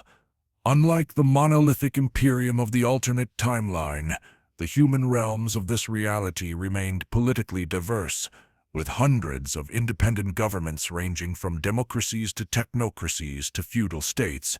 The Anathema Network provided a mechanism for coordination without requiring submission to a single authority, a neural network overlaid upon the body politic of humanity, facilitating communication without demanding conformity. The Golden Touched themselves experienced this connection in deeply personal ways. Each maintained their individual identity, while gaining access to fragments of knowledge and perspective from the potential emperor, technical expertise from the dark age of technology, strategic insights from thousands of theoretical campaigns, and most valuably, an innate understanding of chaos and its corrupting influence. This last element proved particularly significant as the forces of the ruinous powers adjusted their strategies in response to the Anathema Network's emergence. The four Harbingers, who had participated in the Gateway's activation and thus understood its implications better than most, abandoned direct confrontation in favor of more subtle corruption. Instead of launching black crusades against human strongholds, they focused on infiltrating the institutions developing around the network. Ahriman, in particular, targeted the Uruk Collegium, sending agents disguised as prospective students or instructors. These infiltrators, carrying fragments of the sorcerer's consciousness, sought to introduce distortions into the network's developing protocols, subtle manipulations that would gradually bend its purpose toward the changer of Way's agenda. The Anathema Network proved remarkably resilient against such corruption. Each attempted infiltration triggered warning manifestations among connected Golden Touched, allowing for rapid identification and counteraction. This self-protective feature, described by some as an autoimmune response on a psychic level, suggested that the distributed consciousness retained some of the Emperor's fundamental opposition to chaos, even without his direct guidance. As the network expanded and matured, it developed specialized expressions. On Forge worlds, Golden-touched individuals manifested technical insights that would have been considered techno-heresy in the alternate Imperial timeline. On Frontier worlds facing Orc incursions, network members developed martial abilities reminiscent of the missing Primarchs, leading defensive actions with preternatural skill. On worlds with high psychic populations, the Golden Touched served as stabilizing anchors, teaching psychic discipline without the rigid dogma of what would have been the Imperial Creed. Perhaps most significant was the network's interaction with the xenos species. Unlike the xenophobic Imperium glimpsed in the alternate timeline, the Anathema Network displayed a pragmatic openness to cooperation with non-human civilizations, particularly the Tau and Eldari. This approach stemmed not from naive trust, but from strategic calculation. The distributed consciousness recognized that human survival required alliances against existential threats like the Tyranids and Necrons. The Tau Empire, already expanding through diplomatic incorporation rather than conquest, found the emergence of the Anathema Network both fascinating and concerning. The Ethereal Council dispatched water-caste diplomats to major network nodes, seeking to understand this new psychic phenomenon and its implications for the greater good. These diplomatic missions resulted in the Concordat of Understanding, a formal agreement establishing protocols for human-Tau psychic cooperation against common threats while maintaining cultural and political independence. The Eldari's response was more complex. The craft worlds recognized the Anathema Network as an echo of the being they had known as the Anathema in the alternate timeline, a potential ally against Chaos and the Great Devourer. Yet they also remembered that in that timeline, the Emperor's Imperium had often been as hostile to Eldari as to any other xenos. Their approach therefore balanced genuine cooperation with careful limitation, sharing knowledge while ensuring the network did not develop the more xenophobic aspects of its potential. 200 years after the Gateway's activation, as the time of flux stabilized into what scholars called the new equilibrium, the Anathema Network had become an integral feature of human civilization. Approximately 1 in every billion humans manifested golden-touched abilities, creating a connected consciousness of roughly 50,000 individuals across settled space. These network nodes, while revered for their abilities, were not worshipped as divine, a key deviation from the God-Emperor cult of the alternate timeline. Instead, they served as advisors, coordinators and, when necessary, defenders. On worlds threatened by chaos incursion, they provided psychic shielding against corruption. In regions facing Tyranid or Necron attack, they coordinated multi-system defensive strategies. During diplomatic engagements with xenos powers, they offered insights that bridged vast cultural differences. The most profound development came when the network achieved sufficient density to manifest a more direct expression of the potential Emperor's consciousness. During a conclave on Terra, where 500 Golden Touched had gathered in the restored Imperial Palace, built as a monument to what might have been rather than what was, a luminous presence coalesced in their midst.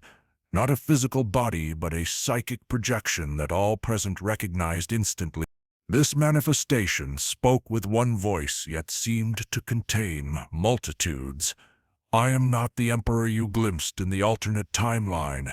That being, for all his power and foresight, followed a path of necessary brutality that led to 10,000 years of stagnation.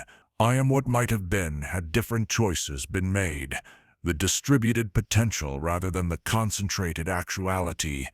The entity proceeded to share a vision of the future unlike either the grim darkness of the alternate Imperium or the fractured conflicts that had characterized this timeline before the Gateway's activation.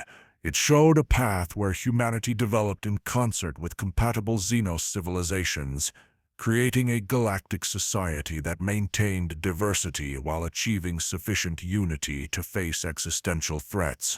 The Necrons seek to sever the connection between materium and immaterium, the manifestation explained. The Tyranids seek to consume all biomass. Chaos seeks to dissolve all structure. Each represents an extreme that, if successful, would end the great wheel of existence.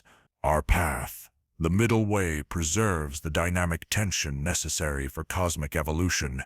As the manifestation faded, it left behind a set of principles that would come to be known as the Concant philosophies.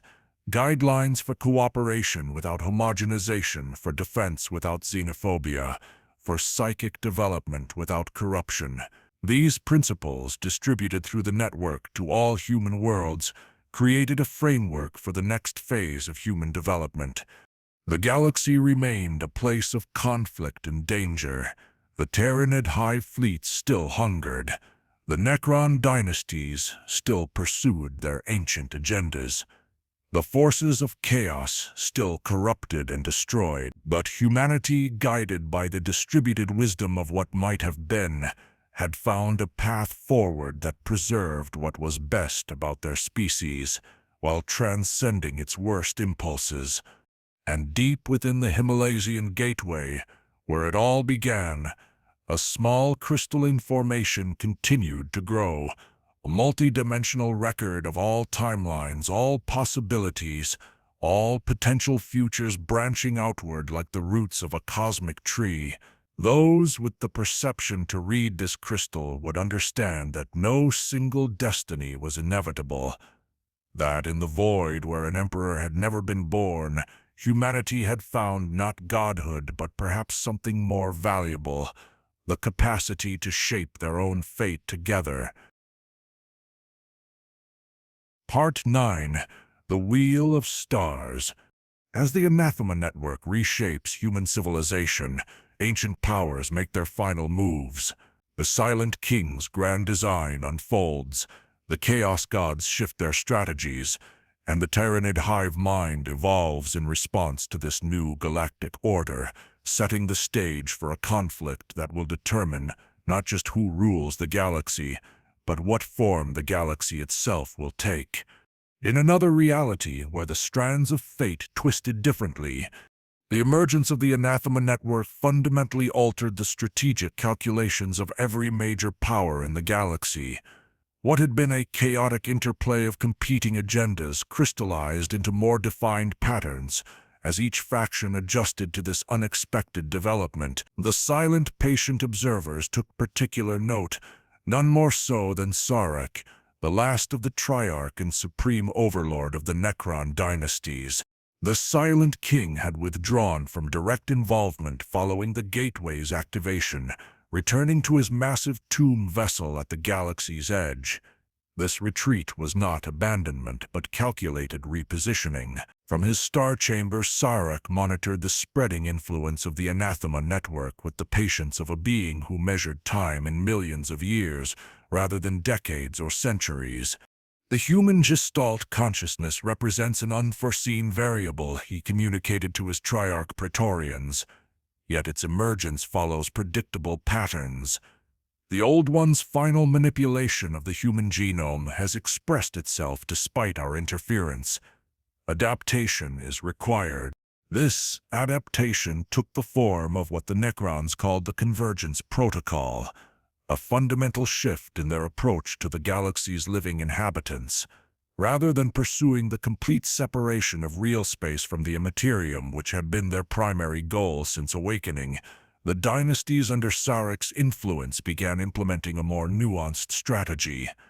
On 1,000 worlds at the edges of settled space, Necron monoliths emerged from hidden tomb complexes. Unlike previous Awakenings, these forces did not immediately engage in conquest or extermination. Instead, they established what humans came to call null zones, territories where the warp's influence was precisely calibrated rather than eliminated. Within these zones, psychic powers functioned but could not exceed defined parameters, creating spaces where human, Eldari, and even Chaos representatives could interact without risk of uncontrolled warp phenomena. The Silent King's purpose became apparent when he extended an unprecedented invitation to representatives of the Anathema Network, the Eldari craft worlds, and even the Tau Empire, at a location known only as the Celestial Court, a massive artificial construct orbiting a neutron star in the galactic halo. Sarek revealed the next phase of his grand design. Through complex Hololythic projections that incorporated both physical data and psychic impressions, he demonstrated what the Necrons' endless calculations had concluded. The galaxy was approaching a criticality point. The combined pressures of Tyranid consumption, chaos corruption, and conventional warfare had stressed the fundamental structure of reality in this region of space. Without coordinated intervention, the entire spiral arm would experience catastrophic phase collapse within 500 years. We proposed the implementation of the Celestial Orrery's primary function. The Silent King's concept of voice explained the assembled representatives, not as a weapon or control mechanism, but as it was originally designed by those you call the Old Ones, a galactic stabilization matrix. This revelation contradicted everything the younger races thought they knew about both the Necrons and the Old Ones. The historical narrative had always positioned these ancient civilizations as implacable enemies, the soulless machines versus the psychic progenitors. yet Sarek's data suggested a more complex relationship. The Old Ones had indeed created the Auri as a tool for maintaining cosmic balance, which the Necrons had later modified for their own purposes during the war in Heaven. The current instability stems from our ancient error, Sarek admitted with unprecedented humility for a Necron overlord. The Khtan's influence led us to weaponize what was meant to heal. Now, with the Great Devourer threatening all existence and the ruinous powers expanding unchecked, we must return to the original purpose. The Anathema Network representatives, capable of processing information across thousands of connected minds, simultaneously, were the first to comprehend the full implications. The Silent King was proposing nothing less than a fundamental recalibration of the galaxy's metaphysical architecture, creating a self-sustaining balance between the material and immaterial realms that would prevent either from achieving destructive dominance. The Eldari Farseers, initially the most skeptical, found their doubts challenged when their most ancient infinity circuits confirmed elements of Sarek's claims. Stored memories from before the fall suggested that their ancestors had indeed collaborated with the Old Ones on a project matching the Orrery's description, though this knowledge had been lost during their civilization's collapse. The Wheel of Stars, one ancient Farseer whispered upon recognizing the patterns in Sarek's presentation. Our myths speak of it, a mechanism that maintained harmony between realms before the Necrontier's rebellion shattered that balance. The proposed reactivation of this Wheel of Stars required unprecedented cooperation. The Necrons possessed the technological framework, but lacked the psychic component necessary for true equilibrium. The Eldari retained fragmented knowledge of the original psychic harmonics. The Anathema Network provided the distributed processing capacity needed to coordinate the entire operation. Even the Tau, with their unique approach to technological development unconstrained by ancient dogma, had a crucial role in creating interface systems compatible with all participants. As these unlikely allies began the monumental work of reconstructing the Old One's final legacy, the ruinous powers observed with mounting concern. The four Harbingers, who had maintained an uneasy truce with the material powers since the Gateway's activation, recognized that the Wheel of Stars represented an existential threat to chaos itself, not through destruction but through limitation. The Harbingers convened their own dark council within the fluctuating reality of the warp. The Blood Marquis Angron argued for immediate, overwhelming attack against the nexus points of the developing project. Asek Ahriman advocated for subtle corruption of the underlying mathematical principles. Marchurian proposed a biological approach, engineering plagues that would target the specific brain patterns of those coordinating the work. Fulgrim suggested infiltration and subversion through pleasure cults among the project's personnel. In the end, these competing strategies merged into a unified approach that reflected chaos itself, contradictory yet coherent, multifaceted yet singular in purpose. The powers would not prevent the wheel's activation, but would attempt to introduce fundamental distortions into its operation, flaws that would gradually bend its function toward their own ends over millennia. Their opportunity came during what became known as the Harmonic Convergence, the moment when representatives from all participating factions gathered at the primary celestial orrery interface on a world designated only as Thanatos. Here, at the culmination of 50 years of preparation, the final activation sequence would be initiated through a combination of technological, psychic, and biological inputs from each species involved. The Chaos Assault manifested not as conventional attack, but as reality distortion. The very fabric of space-time around Thanatos Night began to fluctuate. Participants experienced temporal slippages, finding themselves momentarily experiencing alternate timelines, particularly the grim darkness of the Imperial reality glimpsed during the Gateway's activation. These distortions aimed to introduce doubt and fear at the critical moment, corrupting the delicate harmonics required for proper calibration. What the ruinous powers had not anticipated was the Anathema Network's unique resilience against precisely this form of attack. The distributed Emperor consciousness, having experienced the Imperial timeline directly through the gateway, recognized these visions not as prophecy, but as possibility, one of many potential realities rather than inevitable destiny.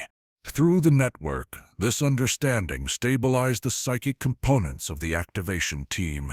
The Eldari Farseers, drawing upon this stability, wove protective wards that isolated the distortion effect. The Necron cryptechs, operating with the precision only living metal minds could achieve, compensated for the temporal fluctuations in their calculations.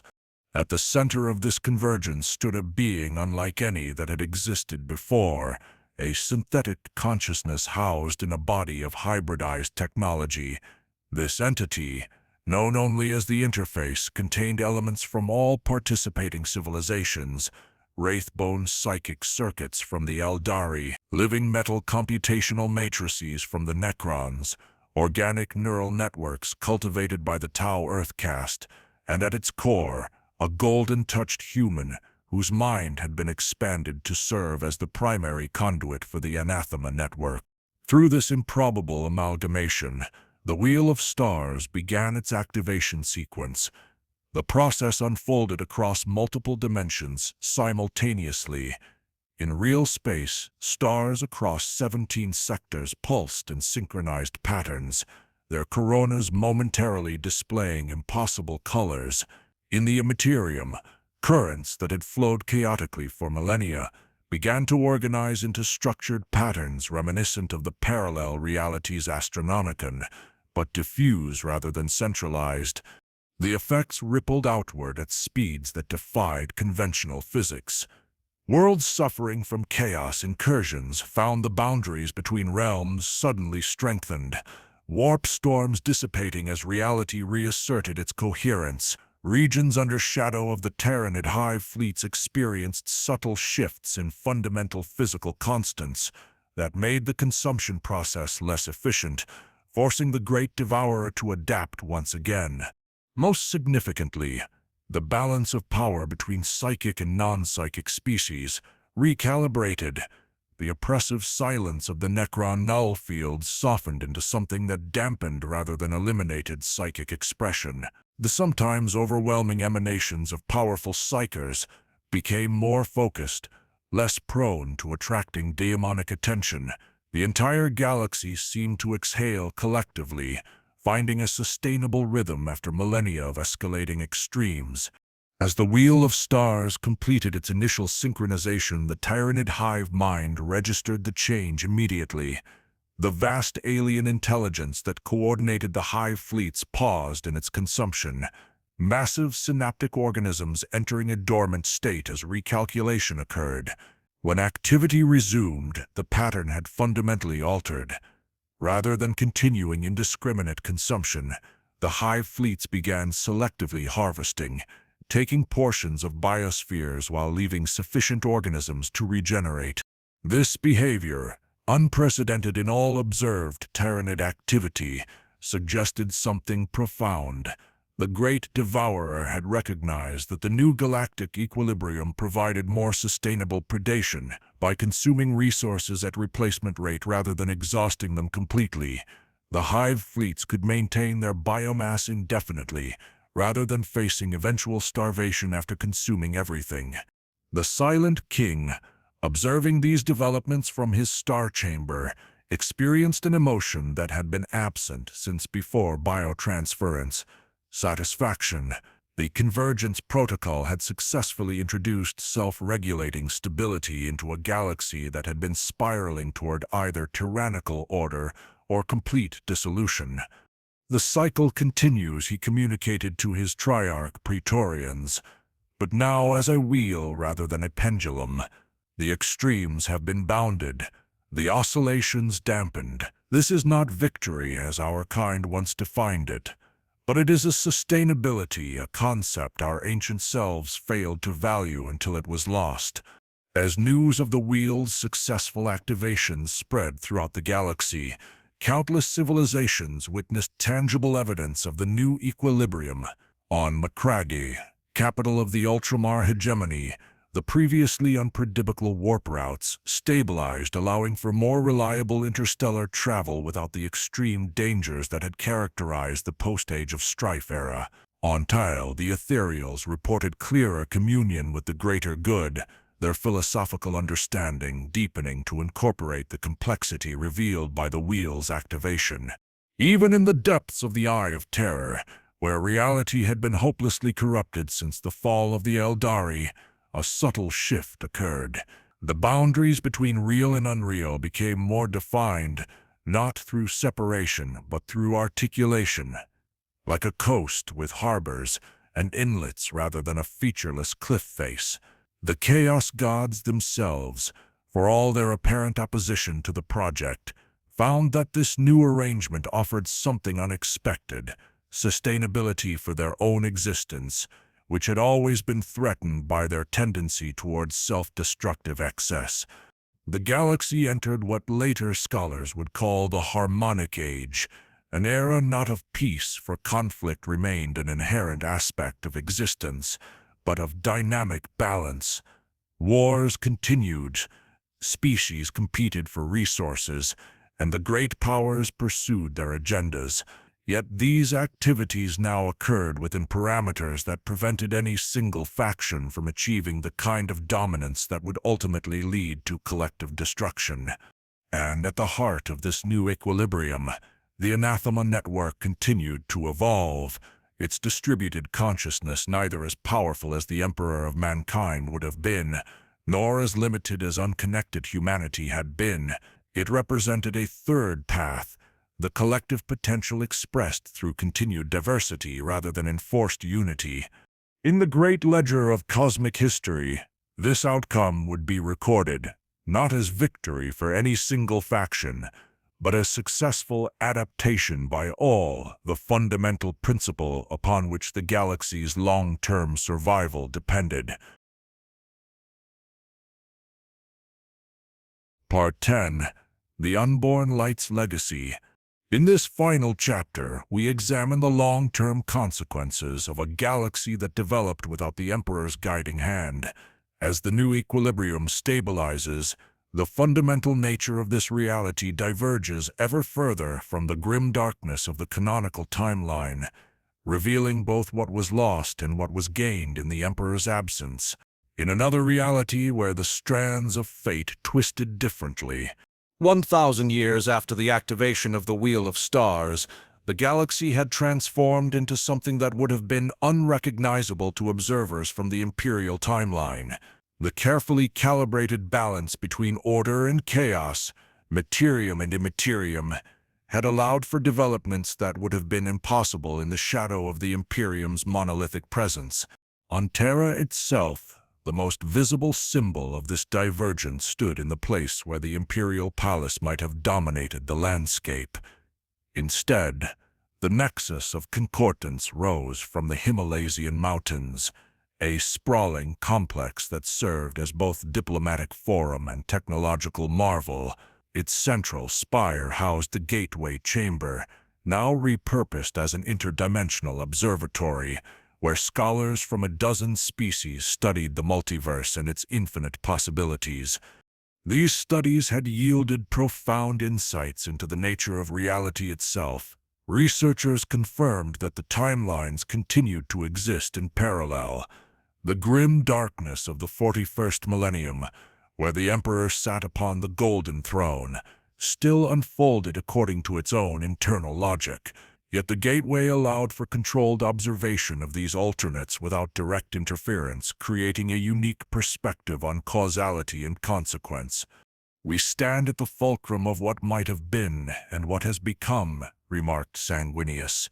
Terrius, descendant of the original Sanguinius the Enlightened and current coordinator of the Terran Nexus. The Imperial timeline serves as both warning and inspiration, showing us both paths to avoid and virtues to preserve from that potential history. This philosophical approach characterized the Harmonic Age, Rather than rejecting alternate possibilities as heresy or embracing them as inevitability, the civilizations of this reality adopted a nuanced perspective that recognized the value in multiple approaches. This intellectual flexibility proved crucial in addressing challenges that transcended individual species' interests. The Anathema Network had continued its evolution, expanding to encompass approximately 100,000 golden-touched individuals across human space. These psychers, connected by the distributed consciousness of what might have been the Emperor, served not as rulers, but as advisors and coordinators, helping to maintain the delicate balance established by the Wheel of Stars. Unlike the God Emperor of the alternate Imperium, this distributed consciousness remained fundamentally human despite its expanded awareness. The Golden Touched experienced joy, sorrow, love, and loss, alongside their unaugmented kin. They married, had children, pursued diverse interests, and eventually died, though their experiences and knowledge flowed back into the network, creating a continuous but ever-changing psychic gestalt. This humanity proved to be the network's greatest strength. Without the overwhelming power and perspective of a single immortal being, the distributed consciousness avoided the calcified thinking that had characterized the Imperial timeline's stagnation. New ideas constantly rejuvenated the network as fresh minds joined and diverse experiences shaped its collective wisdom. The human civilizations that had developed in this reality reflected this diversity of approach. The Ultramar hegemony had evolved into the Ultramar Commonwealth, a federation of largely autonomous worlds, united by shared defense arrangements and trade protocols rather than centralized authority. The Nostraman Concord specialized in information gathering and covert operations, providing intelligence services to allies while maintaining their distinctive culture of disciplined shadowcraft. Most remarkably, the Terra Federation had emerged as humanity's foremost technological innovator, freed from both the mechanicus dogma of the Imperial timeline and the predations that had limited progress during the Age of Strife. The Federation's research centers developed technologies that blended human ingenuity with insights gleaned from measured cooperation with xenos civilizations. This technological renaissance manifested most visibly in the concordance vessels, massive void ships that served as mobile habitats, diplomatic forums, and defense platforms. Unlike the Gothic cathedral ships of the Imperial Navy or the living vessels of the Tyranids, these concordance vessels represented harmony between seemingly contradictory approaches. Their hull designs incorporated principles from human Eldari and Tau engineering, while their propulsion systems utilized controlled warp fields stabilized by Necron-derived inertial dampeners. The xenos civilizations had undergone equally significant transformations. The Tau Empire, having expanded beyond its original borders through diplomacy rather than conquest, had evolved into what they called the Greater Communion, a loose confederation of species united by philosophical principles rather than rigid hierarchy. The Ethereals remained influential, but their role had shifted from unquestioned leaders to spiritual guides, their perspective balanced by councils representing all member species. The Eldari, perhaps most surprisingly, had begun a careful process of cultural restoration, with the stabilization of the barrier between real space and the Imperium reducing Slaanesh's ability to consume their souls. The craft worlds cautiously relaxed the rigid path system that had constrained their society since the fall. This measured return to creative expression, carefully balanced with the discipline they had learned through millennia of hardship, produced a renaissance of Eldari culture that echoed their greatest achievements while avoiding the excesses that had led to their downfall. Even the Necron dynasties, those ancient machine empires that had slumbered through millions of years, found unexpected developments in this new equilibrium. The Sotek dynasty, under the continued guidance of the Silent King, had initiated limited experiments in organic interfaces, creating semi-living constructs that might eventually offer a path back to something resembling their original forms. Though not truly alive in the conventional sense, these hybrid beings represented the first steps on a journey the Necrontar had believed impossible after biotransference. The orcs, ever adaptable, had found their own niche in this complex ecosystem. Without the unifying threat of the Imperium to fight against, the green-skinned civilization had fractured into countless smaller rebellions, each pursuing its own agenda. Some continued traditional raiding patterns, providing military challenges that kept Concordance defense forces sharp.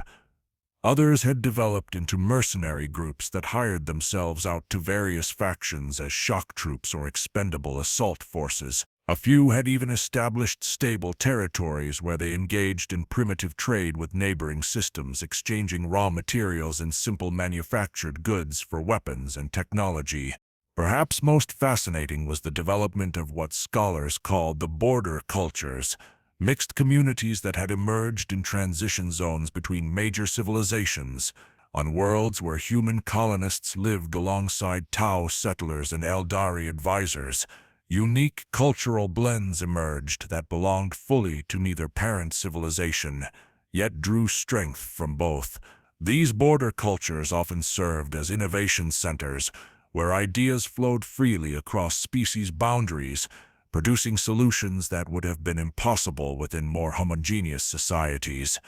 The forces of chaos, too, had found their place in this new reality, though not as the all-consuming threat they represented in the Imperial timeline.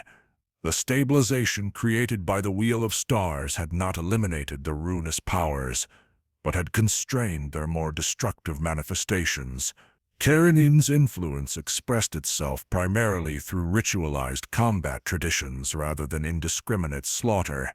Syntax's manipulations became more subtle, focusing on intellectual transformation rather than mutation. Nurgle's cycles of decay and rebirth achieved greater balance, his plagues serving as evolutionary pressures rather than extinction events. Even Slanesh found expression through artistic innovation and emotional exploration rather than soul-destroying excess. The Four Harbingers, those powerful individuals who had once led chaos forces against the material realm, had undergone their own transformations.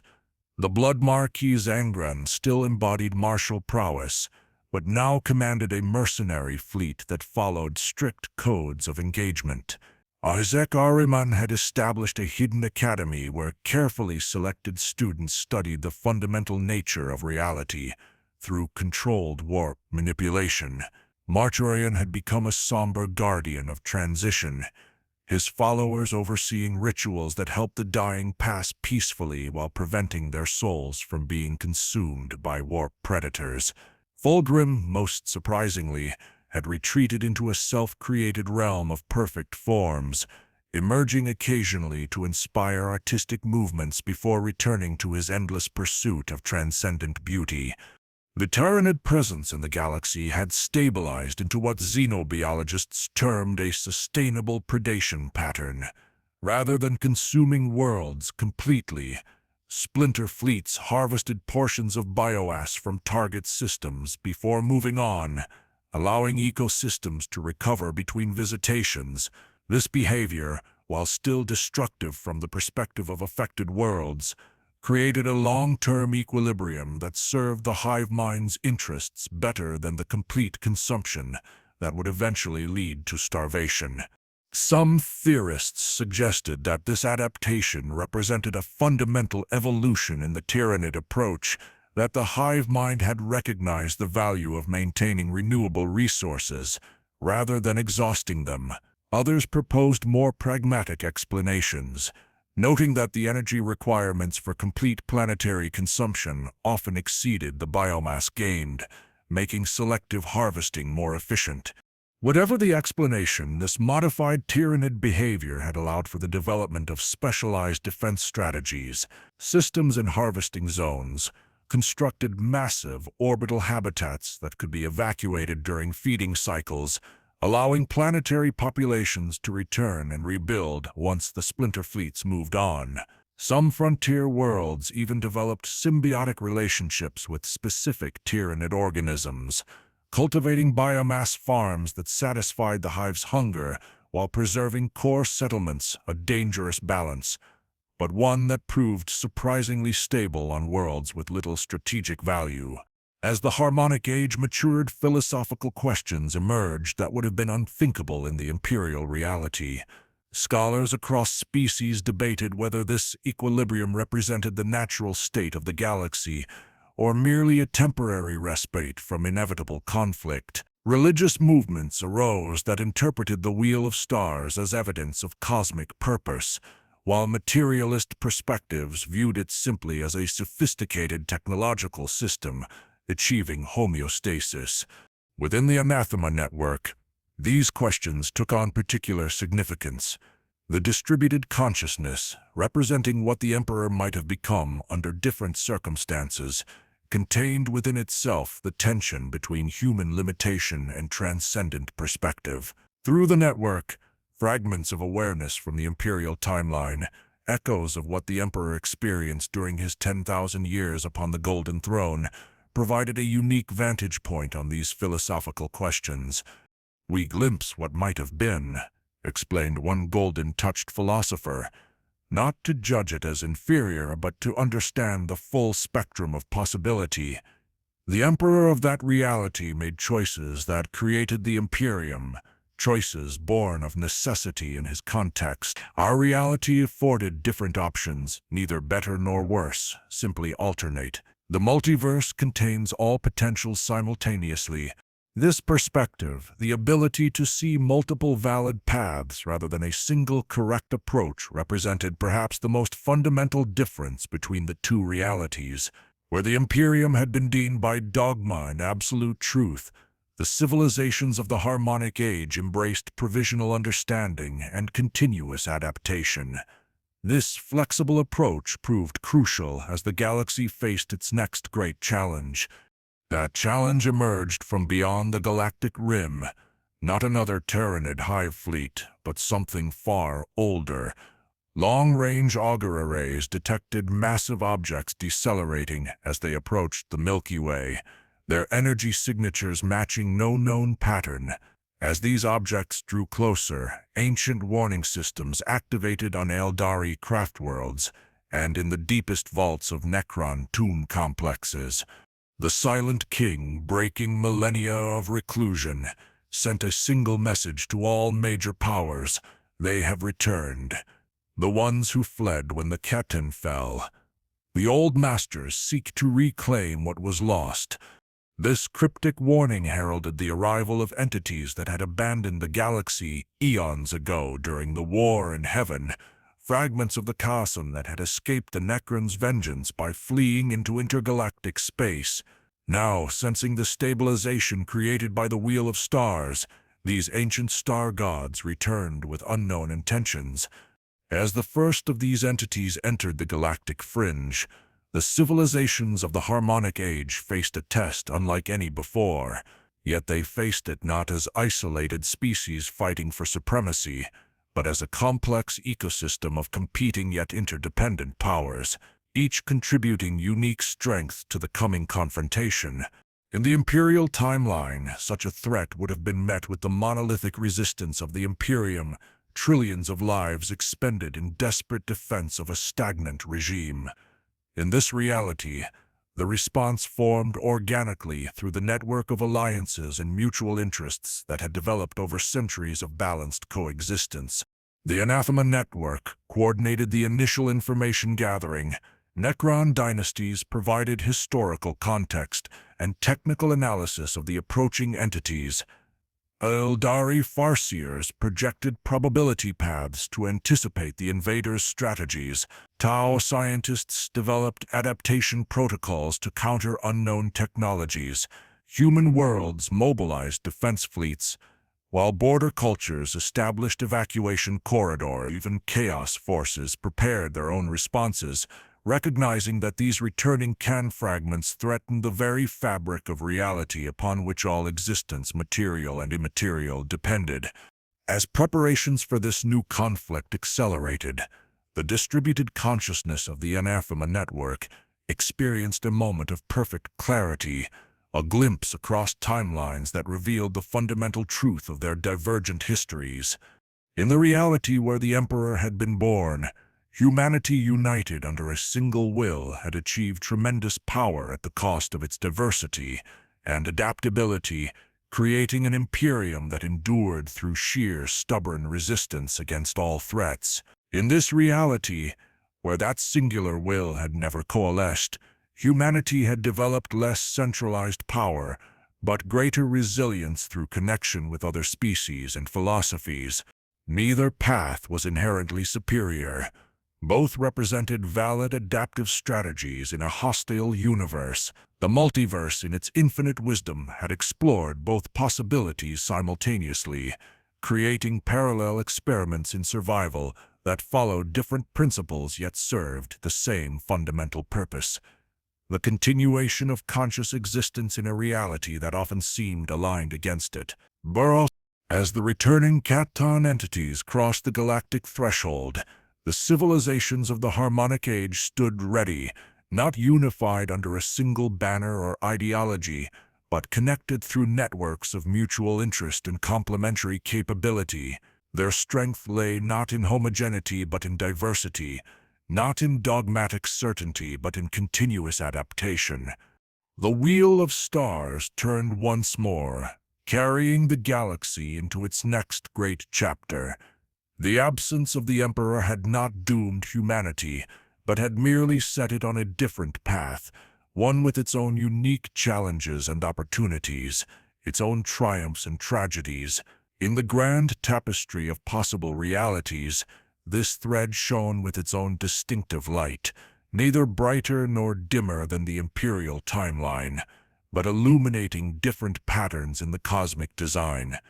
And somewhere in the spaces between possibilities, in the quantum foam where all potentials existed simultaneously, the entity that might have been the Emperor observed both realities with equanimity, knowing that existence, in all its forms, would continue its eternal dance of adaptation and renewal, with or without his guiding hand. The unborn light had cast its own shadow, and in that shadow, humanity had found its way nonetheless.